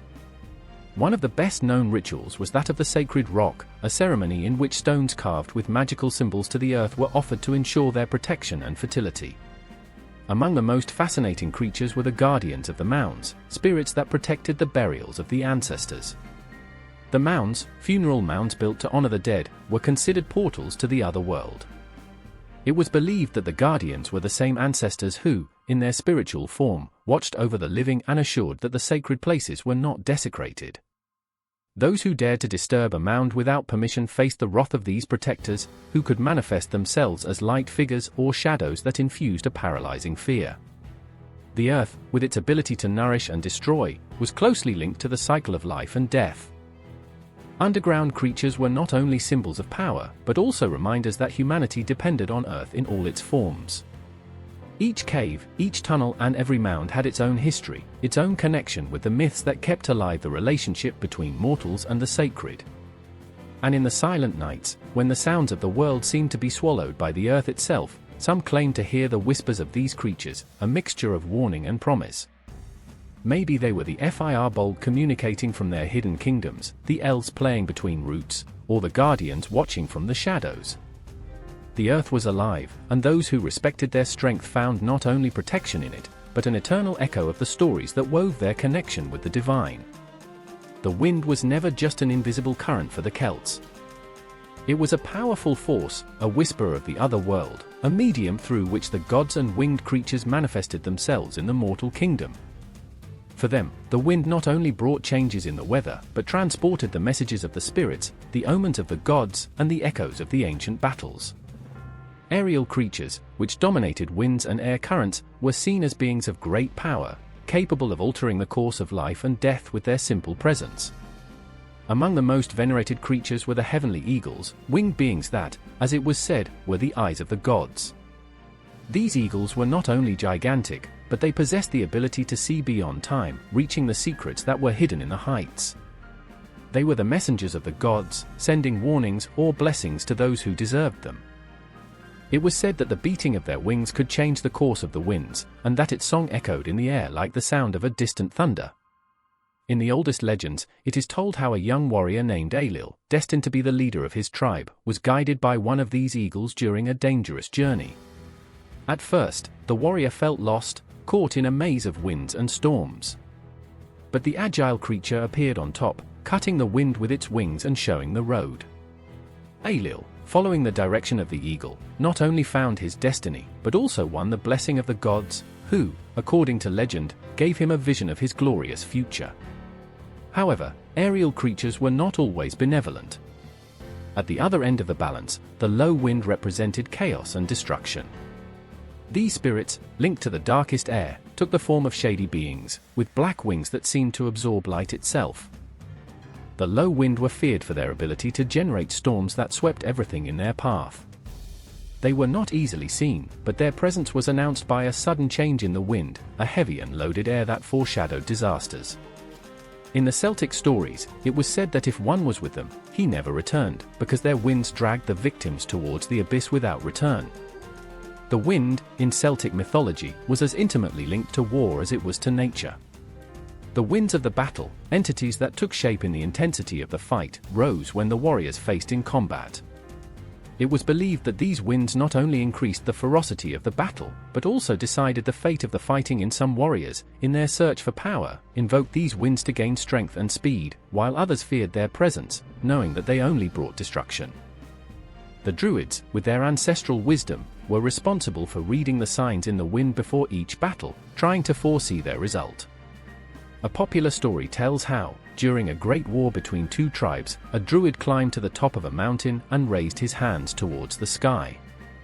In doing so, the wind began to blow with tremendous force, spiraling and dragging the leaves of the trees. According to Druida, the wind had spoken, the battle would not be won by the strongest, but by the most cunning. And so, with that wisdom, the tribe that trusted strategy and agility, instead of brute force, won the victory. In many legends, the wind also symbolized change and transformation. Aerial creatures, being the agents of these winds, were seen as carriers of new possibilities, or deep revelations. Nesane, the goddess of waters and fertility, had a messenger bird that flew with the winds of the north, bringing with him the first signs of spring. This bird, known as the Shern, had the power to purify the air and the lands where it passed, causing the fields to become fertile and the trees bloom. The winds of the west, on the other hand, were associated with death and beyond. When air creatures aligned with these winds, it was believed that they were guiding the spirits towards the other world. The appearance of a west wind was a sign that a soul had begun its journey to eternity. The legends talked about heroes that, after falling into battle, were transported by these winds, which took them to the home of the gods, where they would be received with honors and rest. The wind also played a vital role in Celtic celebrations and rituals. During the festivities, the wind was considered to help free trapped spirits, allowing the ancients to join the living in their celebrations. The priests and the priestesses made sure that the wind moved in the right direction, so that those present could feel the presence of the gods.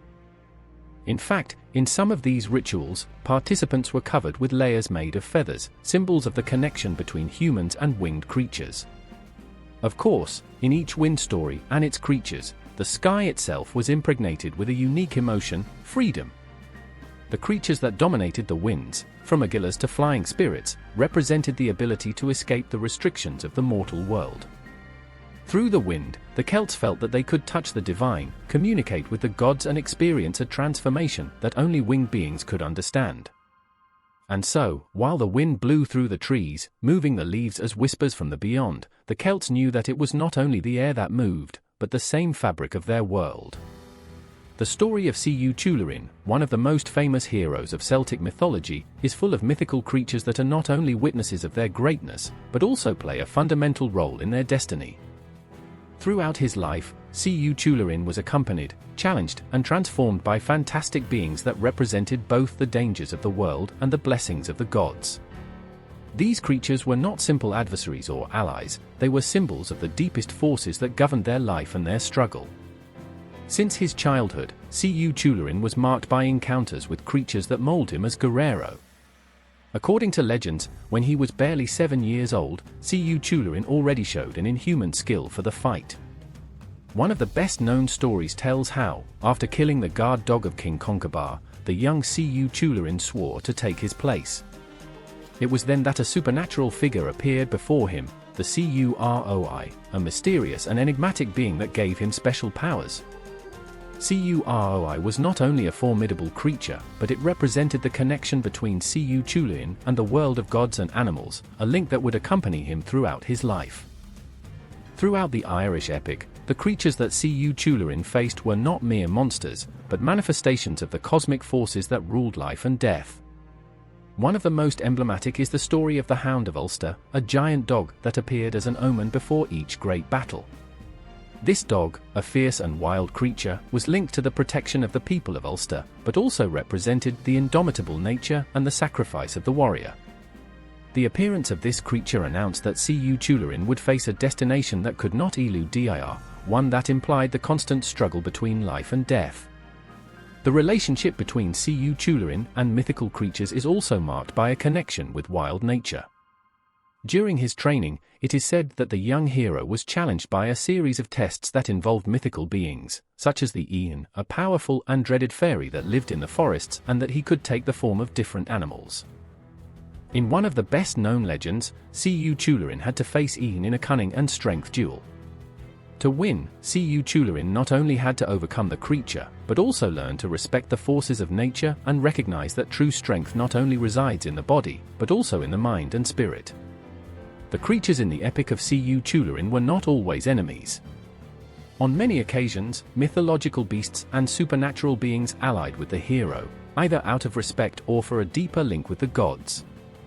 The most significant of these creatures was Fand, the Queen of the Sea, who in one of the most moving stories fell in love with Tulúrin. Fand, a figure of great beauty and power, represented the magic of waters and desire. Her love for Tulúrin was so deep that she took him to the sea, where she became an immortal being in her aquatic world. However, love between them was not destined to last. Tulúrin, faithful to his destiny as guerrero, had to return to his land, leaving behind Fand and the waters, as a reminder of the sacrifices that the heroes must do in the name of their duty. One of the most heartbreaking encounters of Tulúrin was with Morrigan, the goddess of war and death, who often manifested himself as a crow. During the famous Battle of Muirtham, Morrigan appeared in several ways, trying to interfere with the fate of Tulúrin.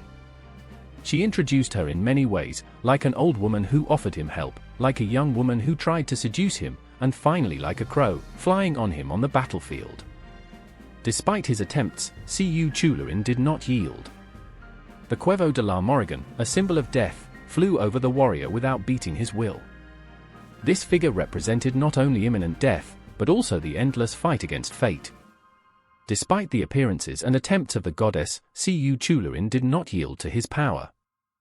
As C.U. Tularin aged, the mythological creatures that surrounded him became more gloomy and challenging.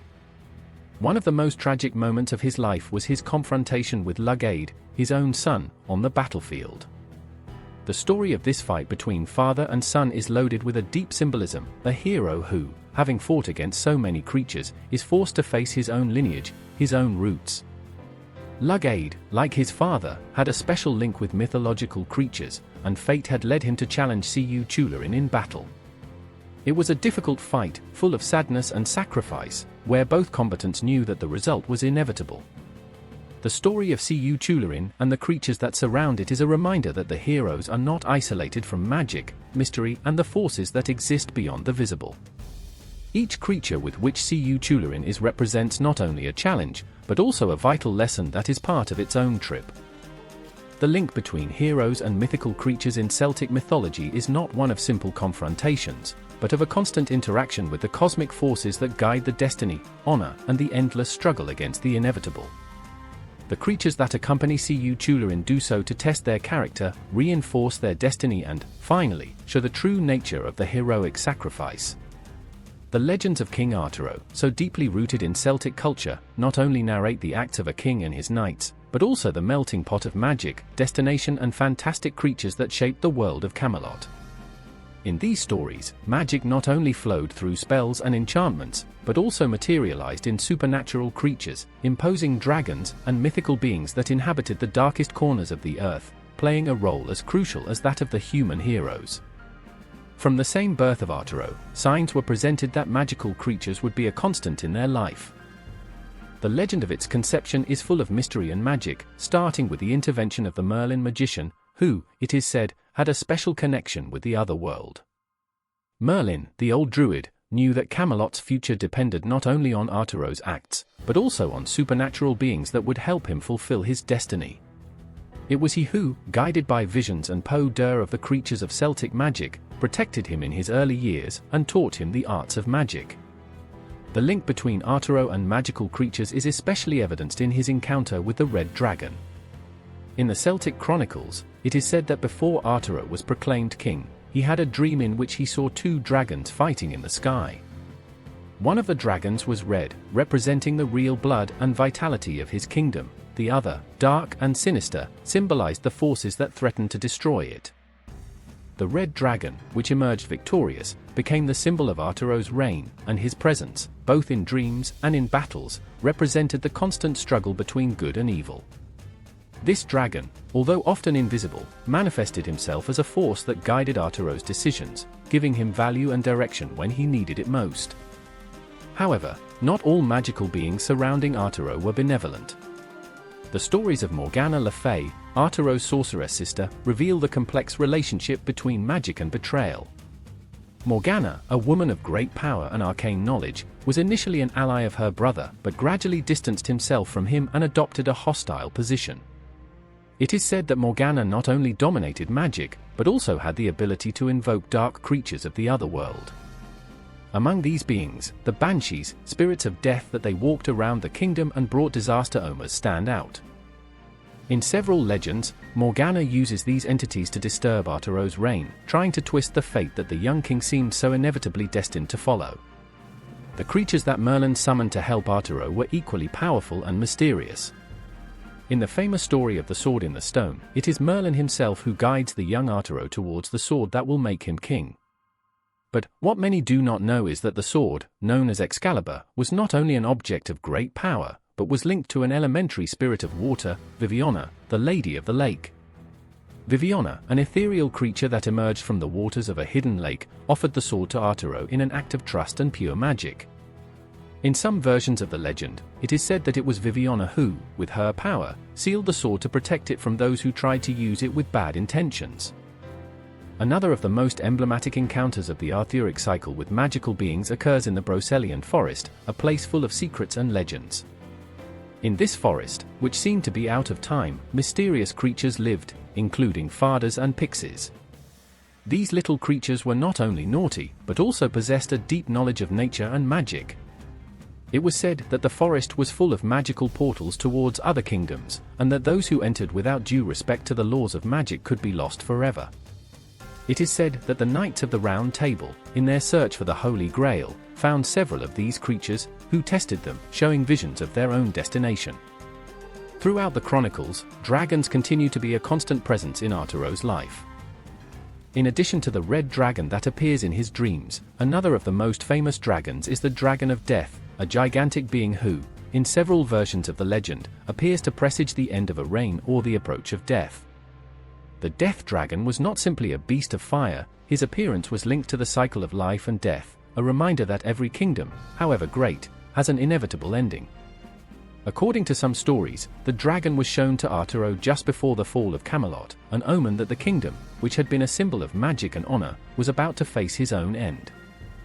In this context of magic, supernatural beings, and dragons, the connection between Arturo and the magical creatures is not only a fantastic detail of the stories, but a representation of the great themes that underlie the Celtic legends: the fight between destiny and the free will, the power of magic to guide or destroy, and the interrelation between human beings and the invisible world that surrounds them. Each creature, each mythological being that appears in the Arthuric cycle, not only plays a narrative role, but also reflects the complexities of the Celtic world, where the divine, the human, and the magical are not separated, but intertwined in an eternal dance. In the northwest of the Iberian Peninsula, Galicia is a land bathed by the cropping sea and rich sea lists in legends that, although they share roots with Celtic mythology, have evolved throughout the centuries with a unique character. Galician folklore is deeply marked by their Celtic beliefs, which have given Lugar a rich tradition of mythical creatures that inhabit the rugged landscapes, the leafy forests, and the mysterious coasts. In this region, mythology is not only told as a set of stories, but feels in the air, on the earth itself, and in the whisper of the waves that break against the rocks. The creatures of Celtic Galician mythology, despite its common roots with the rest of Celtic culture, have a particular flavor. These legends have passed from generation to generation, woven with the same fog that wraps the green valleys and lonely mountains of Galicia. The stories of supernatural beings in Galicia are not simple stories, but symbols that reflect the relationship between human beings and natural forces that govern the world. In this context, respect for nature, magic, and the invisible mixes with deeper human emotions, fear, admiration, and hope. One of the most representative creatures of Galician mythology is the Holy Company, a spectrum that runs through the rural roads of Galicia during the night. This ghostly figure, known in many areas such as the wandering soul of the dead, is often represented as a procession of hooded figures that carry candles. It is said that the Holy Company is an omen of death, and its appearance symbolizes the passage of a soul to the other side. His disturbing character not only lies in his appearance, but in the connection he establishes between the living and the dead. The legend argues that whoever crosses with the Holy Company will be marked by death, unless it is able to be saved through an act of courage or sacrifice. This creature, which reflects the Celtic vision of the beyond, is closely linked to the notion that the dead still walk among the living, bringing with them the weight of destiny and inevitability. Another being that lives the Galician imaginary is Maiga, a figure that could be considered the equivalent of a witch in other cultures, but with a deeper background in ancestral magic. Maigas are women endowed with supernatural powers, capable of healing, but also to curse or do evil. In legends, the Maigas represent the link between the human and the supernatural, acting as intermediaries between the visible and the invisible world. The stories tell how some of these women earned their lives healing diseases or throwing love spells, but others were associated with darkness, invoking curses about those who challenged them. Maigas are ambiguous creatures, because, like everything in Celtic mythology, they can be both forces of destruction and guardians of ancestral wisdom. The figure of Maiga is also a representation of the power of women in Celtic traditions, where magic, nature, and wisdom merge into a single essence. The Muños or windmills, which extend through the Galician estuaries, are also linked to the mythology of the region. It is believed that some of these mills are inhabited by fantastic beings, known as forest or elves of the mill. According to legends, these magical beings live in abandoned mills and forgotten corners of Galician forests. It is said that the forest are guardians of the secrets of nature, mischievous but wise beings that protect the balance of the world. Often, the peasants went to the forest to ask for help in their work, but if they were not treated with respect, they could bring them bad luck or spoil the crops. The forest, although small and apparently harmless, represent the hidden power of nature, a force that should not be taken lightly. In the Galician lands, there is also the figure of the women of the sea, known as sirens. Although in many cultures the mermaids are portrayed as seductive creatures that attract sailors towards their downfall, in Galician mythology they have a more protective and wise character. The Galician sirens are considered guardians of the sea and the secrets that it keeps. It is said that Galician sirens, like sealkeys in other Celtic cultures, have the power to transform from human to marine beings, and their song has the power to heal the injured or to bring peace to the heart of men. However, they can also be vindictive and punish those who despise the sea or the natural balance of waters. The legend of Galician sirens reflects the deep connection between the inhabitants of the region and the ocean, a link that is considered sacred and full of respect. Galician mythology is also inhabited by wolves and bears, beings that, although common in other cultures, acquire a special symbolism in Galicia. The wolf is considered a sacred animal in many legends, associated with strength, courage and protection. In the stories, the wolf is not only a predator, but a creatura that, sometimes, helps heroes overcome their evidence. In other versions, the wolf is the spirit of a fallen warrior who returns to guide the living in their struggles.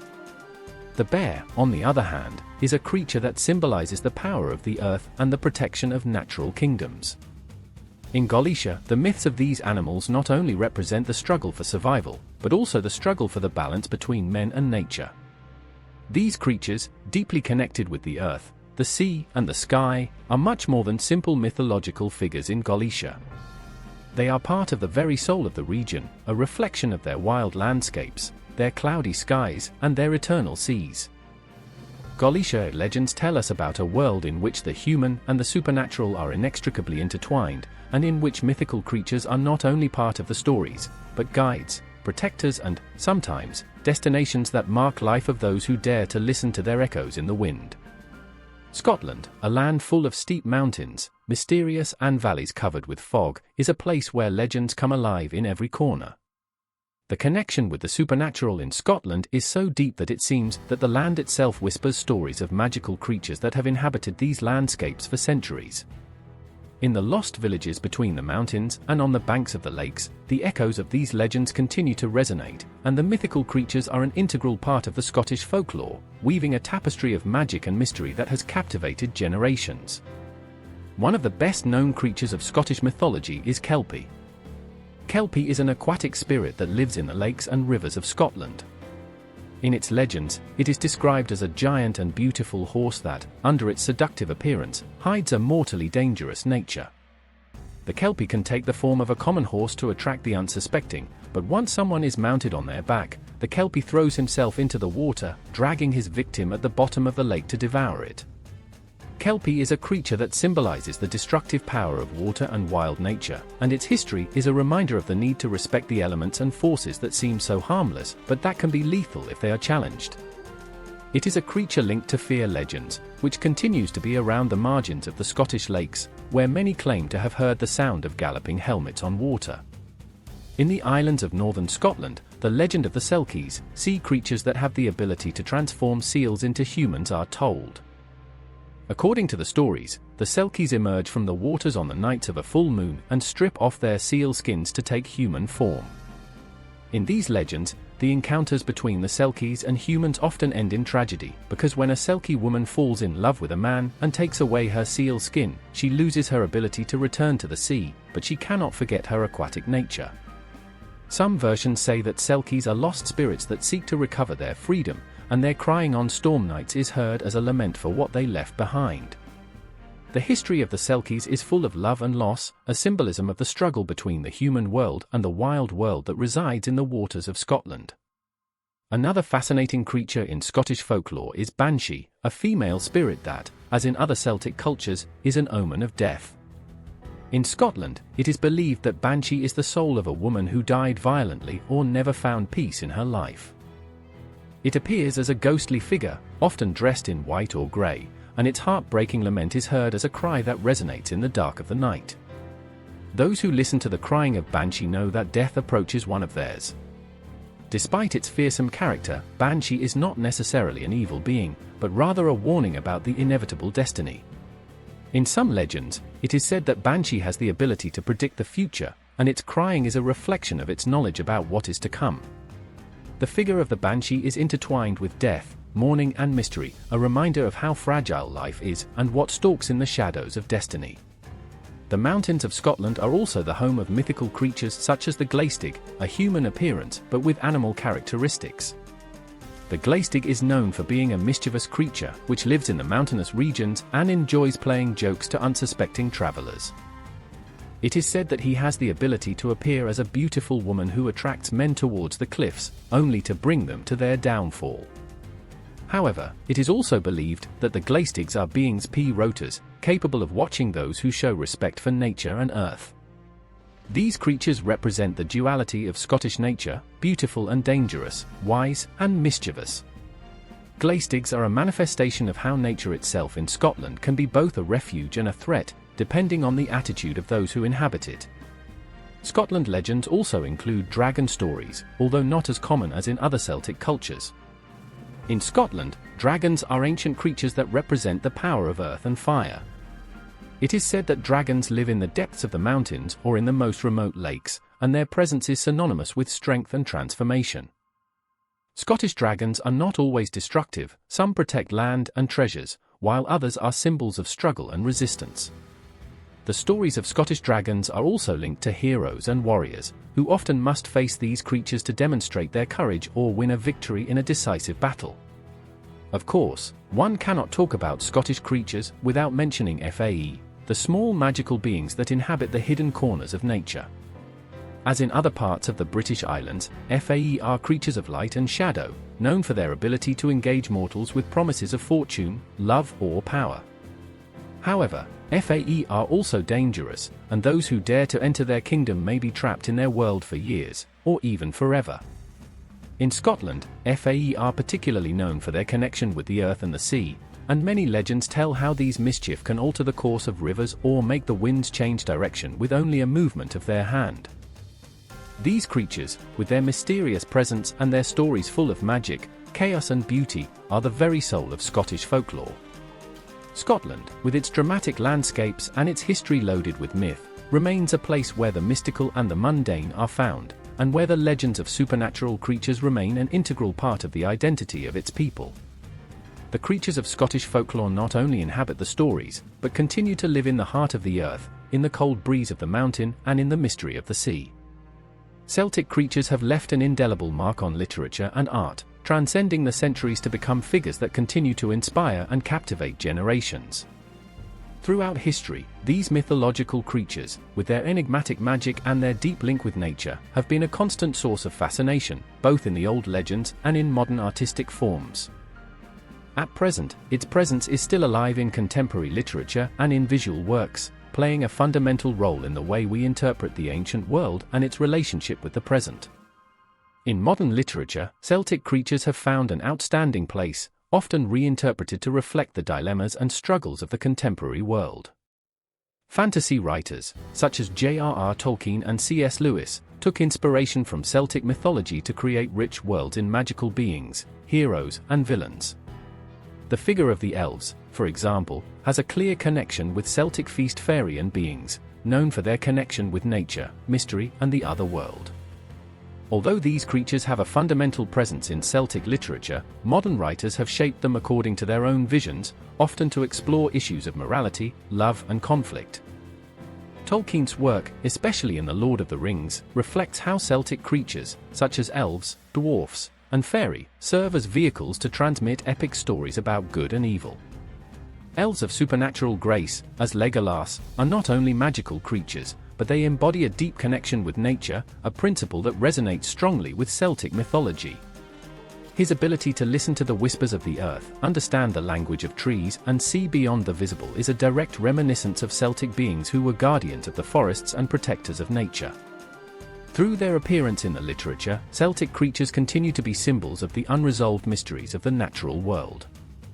In addition, Celtic creatures have found an outstanding presence in modern fantasy literature, not only as characters, but as symbols of the incomprehensible, the wild, and the primitive. The indomitable force of creatures such as the dragon or the kelpie is still present in fantasy novels, where these beings can represent both the dark aspects of humanity and the power of nature that simpre is out of our control. Authors such as Neil Gaiman, in their novel American Gods, also play with the image of these mythical creatures to weave narratives that explore the interaction between the past and the present, merging the old with the modern so that Celtic creatures continue to be a presence vital, capable of moving and inspiring. The impact of Celtic creatures on contemporary art is equally deep. Artists from various disciplines have explored these mythical beings, evoking the magic and mystery that emanate from the legends. From paintings and sculptures to digital illustrations, Celtic creatures continue to be a source of fascination for visual creators, who interpret them through their own vision of the world. The dragon figure, for example, has been represented in innumerable forms, from medieval art to modern representation in pop culture. In contemporary art, the Celtic dragon is often reimagined as a symbol of primary force and chaos, but also of regeneration and rebirth, evoking an emotional complexity that connects the past with the current concerns about nature, change and transformation. Winged creatures, such as fairies and fae, also continue to be a recurring theme in painting and illustration.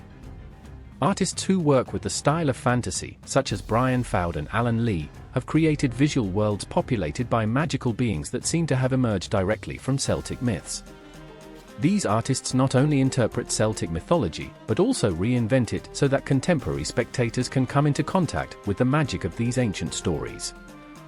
Fairies, represented as ethereal and beautiful beings, are often associated with light, air and mystery, while other creatures, such as the PCCA or the kelpie, are represented with a wild force, linked to the uncontrollable forces of the nature.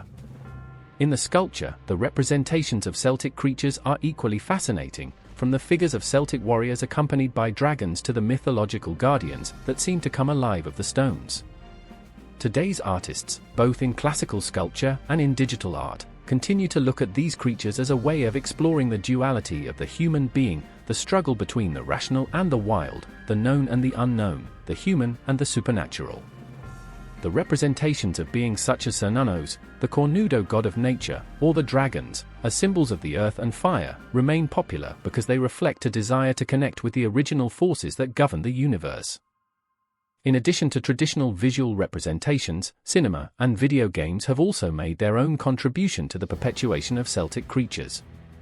From the epic fantasy films such as Stardust to video games that immerse us in magical worlds and full of supernatural creatures, Celtic legends continue to influence how we represent magic on the screen. The fae, the kelpie, and the legends of fairies, elves, and dragons continue to be recurring themes in the creation of imaginary worlds, where the old and the new are mixed in an endless dance. Celtic creatures have also had an impact on graphic design and contemporary illustration. Artists who combine the modern with the old have created images of mythical beings that seem to arise from the folds of time. These illustrations evoke the magic of legends, but they also bring an update of the issues that have endured over the centuries, such as the struggle for freedom, connection with the earth, and the constant presence of the unknown. Thor lost an eternal connection with nature. When represented in modern forms, these creatures remind us that, although the times have changed, the mystery, magic, and the supernatural remain a fundamental part of our collective psyche. Cinema and television have had a crucial role in the reimagination and popularization of Celtic creatures in modern culture. With the passage of time, these ancient legends have transcended the pages of books and oral traditions to find a new life on the big and small screen. Through impressive visual effects, captivating scripts, and memorable actions, Celtic creatures have gained renewed relevance in the entertainment world, carrying with them not only the magic of their stories, but also the deep symbolism they have behaved during ages. Since the first days of cinema, the fascination with the mythological has been a recurring theme. Celtic creatures, with their mixture of the supernatural, the mystical and the wild, have been a fertile terrain for filmmakers to play with the imagination. Some of the most emblematic creatures, such as dragons, fairies, faunos, and elves, have been adapted and reinterpreted throughout the decades, offering a new perspective for a modern audience. One of the most prominent examples of this reinvention is found in epic fantasy films, in which Celtic legends charge a monumental presence. The stories about fae or winged beings, for example, have been adapted with a visual force that transports spectators to magical and unexplored worlds. Films such as Princess Mononoke by Hayao Miyazaki, although not directly based on Celtic mythology, have a deep influence of the connection between nature and the spirits that inhabit it, something very characteristic of Celtic mythology. The gods and creatures that protect forests, such as the spirit of the forest in the film, find a clear resonance in Celtic deities of nature, such as Sir Nunnos, the Cornudo god of forests.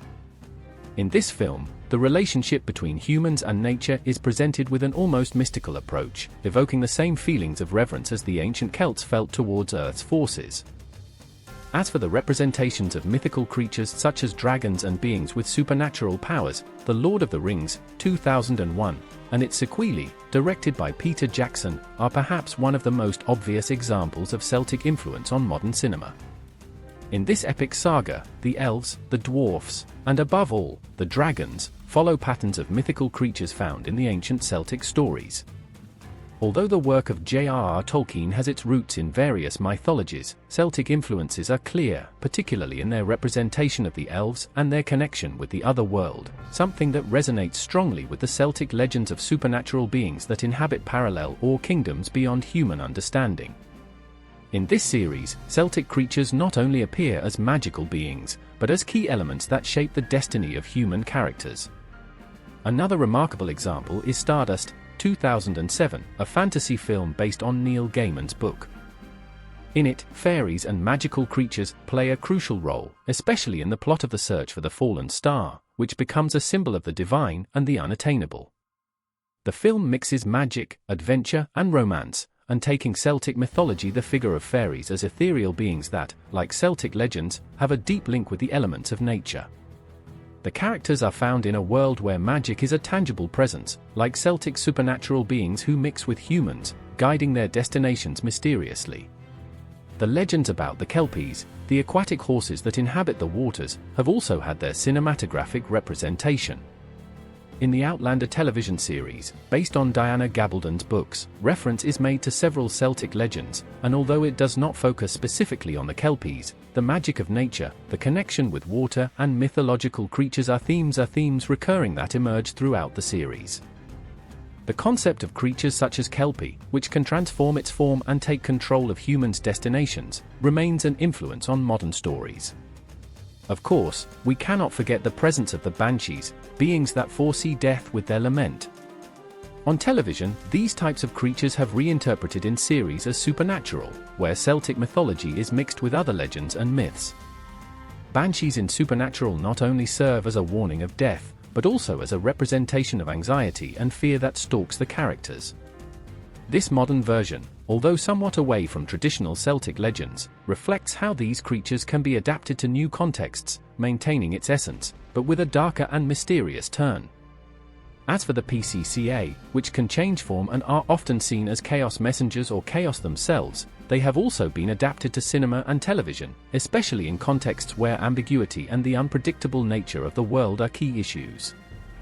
In the film The Secret of Kells, 2009, an example of animated cinema, the Púca are mythological creatures that inhabit a mysterious world, guiding the main characters through their spiritual journey.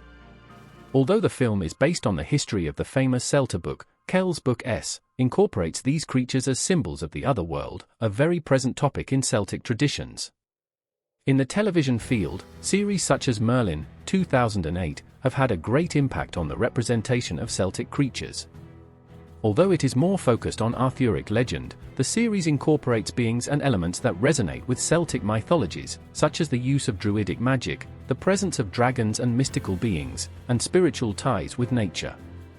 This approach not only modernizes Arthuric legend, but also revives many of the beliefs that were an integral part of Celtic culture, such as respect and reverence for supernatural creatures. The representation of Celtic creatures in cinema and television is not only a reflection of our fascination with the supernatural, but also a way of reconnecting with the ancient beliefs and myths that have deeply influenced human narrative.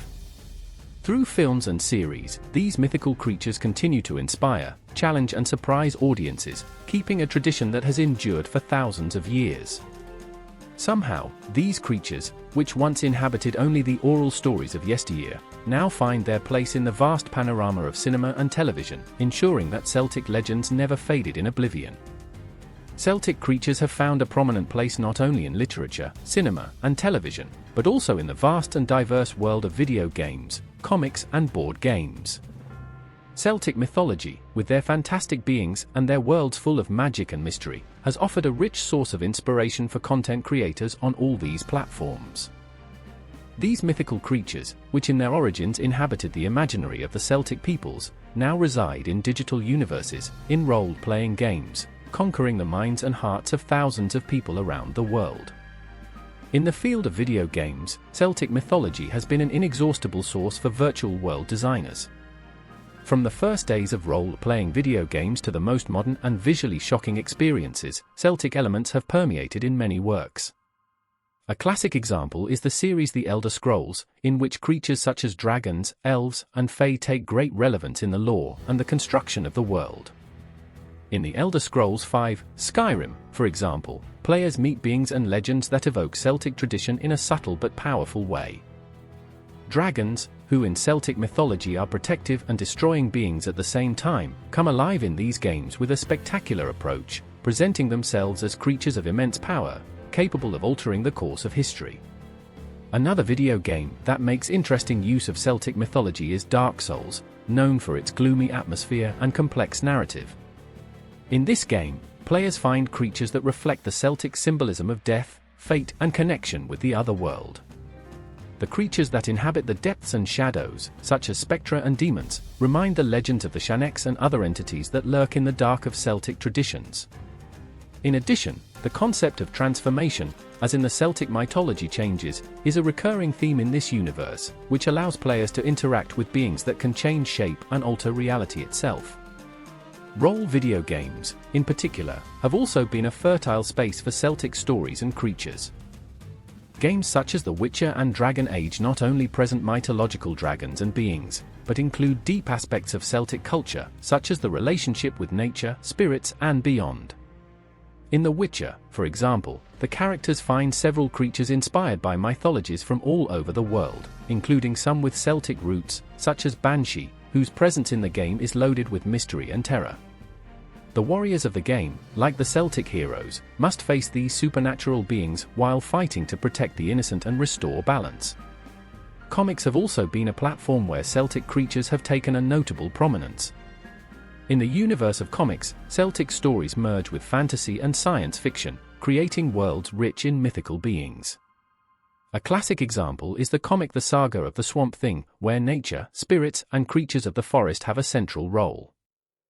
Although it is not a comic strictly based on Celtic mythology, its treatment of natural and spiritual entities reminds Celtic beliefs, in which nature is inhabited by beings that protect the balance of the world. The work presents CRII stars like Banshee and nature spirits, all with a deep connection with the natural world and beyond. In other comics, such as The Sandman of Neil Gaiman, we also find a significant Celtic influence. Gaiman, known for incorporating diverse mythologies in his work, presents characters and creatures that resonate with Celtic legends, from ethereal and changing beings to entities linked to death and destiny. In The Sandman, Celtic issues are explored such as the passage of time, the gods, and creatures of other worlds, all wrapped in a halo of mystery and magic. The characters in these comics interact with beings that have powers beyond human understanding, which refers to Celtic legends about creatures that inhabit the limits of the known world. Table games have also embraced Celtic mythology in an exciting way. Games like Gloomhaven and Descent, Journeys in the Dark offer players the opportunity to immerse themselves in worlds full of fantastic creatures that can have a clear inspiration in Celtic legends. These games, which combine strategy, adventure, and narrative, include creatures that evoke the same fears and wonders as Celtic legends, monsters that lurk in the shadows, forest spirits, and beings with supernatural powers that challenge players on their way to victory. The persistence of Celtic creatures in popular culture, both in video games, comics, and board games, is not an isolated phenomenon. These creatures, which in their origin were part of a system of spiritual beliefs, have evolved and adapted to modern times. However, they continue to retain their mythical and timeless essence, transmitting a fascination with the unknown, the magical, and the supernatural that continues to captivate new generations of fans. Celtic creatures, either as dragons, banshees or cambiaformas, are still powerful symbols of the connection between human beings and the world around them, and their place in popular culture demonstrates the continuous relevance of these legends in the imagination collective. The appearance of these creatures in modern entertainment, as in video games, comics and board games, demonstrates how ancient beliefs and mythologies continue to influence the way we tell stories. By integrating these mythical beings into new media and forms of expression, Celtic mythology continues to evolve and adapt, ensuring that the creatures of yesteryear are still alive in the imagination of fans and continue to weaving their magic in global popular culture. Celtic creatures, with their mysterious forms and unwavering powers, have not only left us stories full of magic and adventure, but also valuable lessons that resonate throughout the centuries. Each mythological being, whether a mischievous a warrior transformed into wolf or a goddess of the waters, carries deep teachings that Celtic peoples, and those who continue to know their legends, continue to appreciate. In them, the spiritual and cultural values that form the very essence of Celtic identity are reflected. One of the most prevalent values that Celtic creatures transmit is respect for nature. Many of these creatures are guardians of forests, waters, and mountains. Creatures such as Cernunnos, the Cornudo god of animals, or the Kelpie, the aquatic horse of Scotland, show us a deep connection with earth and water. These legends remind us of the importance of living in harmony with the natural world, of not considering ourselves superior to the elements, but as part of an eternal balance. In Celtic folklore, creatures do not dominate nature, but are its protectors. In this sense, the legacy of the Celts urges us to recognize our dependence on earth, air, fire, and water. Celtic creatures, at the same time wild and protective, teach us that respect for nature and its mysteries is essential for our well-being. Another essential value transmitted by Celtic creatures is the wisdom that comes from the connection with the other world. In many stories, heroes or travelers seeking answers or being able to interact with beings from the other world, such as the Banshees or the Púca.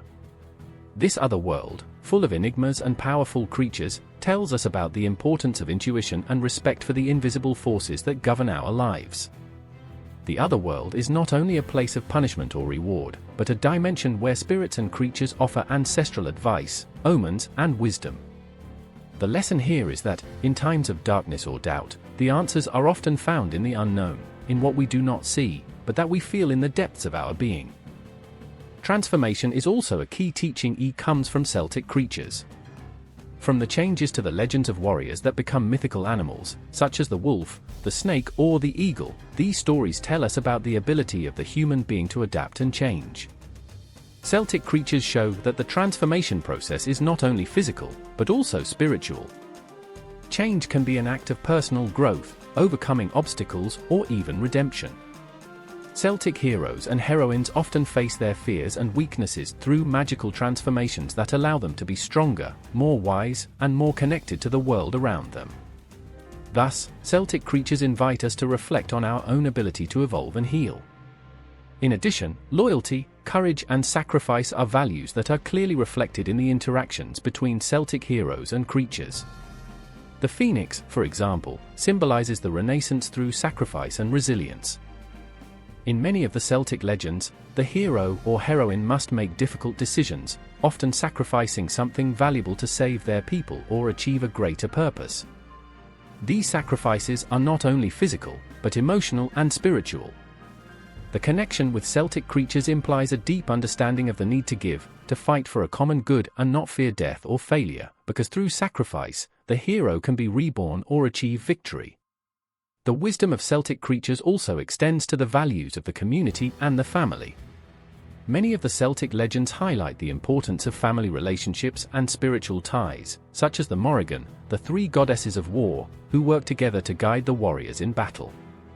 The power of these goddesses, which manifests itself in their unity and cooperation, underlines the importance of solidarity and mutual support. In the same way, the Selkies, the sea creatures that live as seals and take human form, embody the importance of connection with loved ones and the struggle for what is correct, even when the paths of life seem to be separated. This legacy of wisdom has not only survived through stories and myths, but remains relevant today. In an era in which cultures are intertwined and traditional values often seem to be forgotten, the lessons of Celtic creatures offer a deep reminder of the importance of nature, respect for spirits, personal transformation, and sacrifice by the common good. Celtic creatures, when inhabiting both darkness and light, show us that the apparently opposite aspects of life, such as life and death, war and peace, freedom and responsibility, must coexist in balance, for may the human being find his purpose in this world. At present, many seek a sense of purpose or a path to personal healing. Celtic creatures, with their ancestral wisdom, invite us to connect with the depths of our being, to embrace the cycles of life and death, and find strength in transformation and sacrifice. Through these legends, the spiritual values of Celts are still alive, teaching us that, like their mythical heroes and creatures, we all have the ability to overcome our challenges and find magic in the darkest moments of life. In the air, the stories of mythical creatures that inhabited forests, lakes, and mountains float. Tales that cross generations, cross centuries, and continue to be whispered in the ear of new listeners, challenging the passage of time. Celtic creatures, with their ancestral magic, remain alive, not only in the hearts of those who feel connected to the old tradition, but also in the most modern forms of global culture. Although the world has changed, Celtic legends remain a lighthouse that illuminates darkness, a reminder of power and beauty of what preceded us. At present, Celtic creatures continue to invade the cultural landscape, in surprising and different ways. Not only are they found in mythology books or stories transmitted by the elderly, but have found a new home on the big screen, video games, contemporary literature, and even in art. From the dragons in the epic fantasy stories to the fairies in modern youth novels, Celtic creatures continue to fascinate and attract new generations. His representation in cinema and television has evolved, adapting to times, but without losing the essence of their mythical origin. They are no longer limited to the old legends, they reinvent themselves, adapt, but they are still the same, with their intact magic and mystery. Like the ancient Celtic warriors, they became wolves or eagles. Mythological creatures are also transformed to remain relevant, surviving into a globalized culture that, ironically, crave that connection with the ancestral. However, this conservation of Celtic creatures is not just a matter of entertainment or art, it is also a conscious act of preserving a fundamental part of cultural identity. Celtic traditions, with their stories and creatures, are a way to keep ties with the past alive, a past that tells us about connection with the earth, with spirituality, and with a system of beliefs that teaches us about balance and respect. In times where technology and modernity seem to disconnect more and more from our roots, Celtic creatures act as symbolic guardians of that ancient world, reminding us who we are and where we come from. In Celtic communities, especially in Ireland, Scotland, and Wales, festivals and celebrations continue to be a vehicle to revive and keep legends alive. The Samhain, for example, the Celtic festival that celebrates the end of the harvest and welcomes the winter, remains one of the most beloved traditions, a time when the doors between the world of the living and that of the dead are open, allowing the presence of supernatural spirits and beings. Celtic creatures come to life again in the stories narrated around the bonfires, as before, when the ancient Celts gathered in their tribes to share fairy, gods and monster stories. Today, in the globalized world, these festivities are also celebrated through cinema, thematic parties, and art, merging the old with the modern, maintaining the essence intact while adapting to changing times. However, the key for Celtic creatures to remain alive and relevant in the future does not lie only in modern representations, but in the active preservation of traditions and myths. Celtic myths are not just stories of the past, they are lessons and values that continue to influence contemporary life. The connection with nature, respect for the cycles of life, courage against challenges, and transformation capacity are principles that remain necessary today more than ever. In a world that often forgets what it means to live in harmony with the earth and with oneself, Celtic legends offer an alternative model of life, a life closer to the natural, the mystical, the authentic. The scholars of Celtic mythology and the modern Druids play a fundamental role in the preservation of these creatures and their stories. Through research, conferences, and spiritual practices, they continue to keep alive the flame of legends, ensuring that future generations not only know them, but also understand their deep value.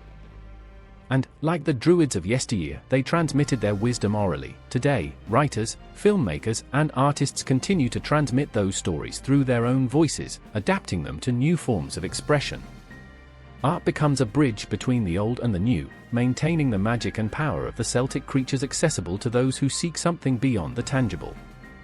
But beyond cultural and artistic representations, the key is in the very heart of Celtic traditions, the connection with the spirit of nature and community life. Celtic creatures are not only mythical beings that must be admired from afar, but symbols of a deeper, more conscious and more connected way of living. The importance of conserving these legends not only lies in the preservation of folklore, but in the preservation of the fundamental values that define human existence: respect for earth, ancestral wisdom, and the belief that the spiritual and the natural are intertwined. The future of Celtic creatures is, therefore, in our hands. It depends on us to maintain their living stories, either through the books we read, the films we see, or the myths that we continue telling the new generations. In a world that changes rapidly, Celtic creatures remind us of the importance of the eternal, the timeless, and of what endures beyond fashion. And while there are people willing to share their stories, while there are those who continue to seek magic in everyday life, Celtic creatures will continue to fly, swim, and walk between us, guiding us towards a deeper understanding of ourselves and our place in the world.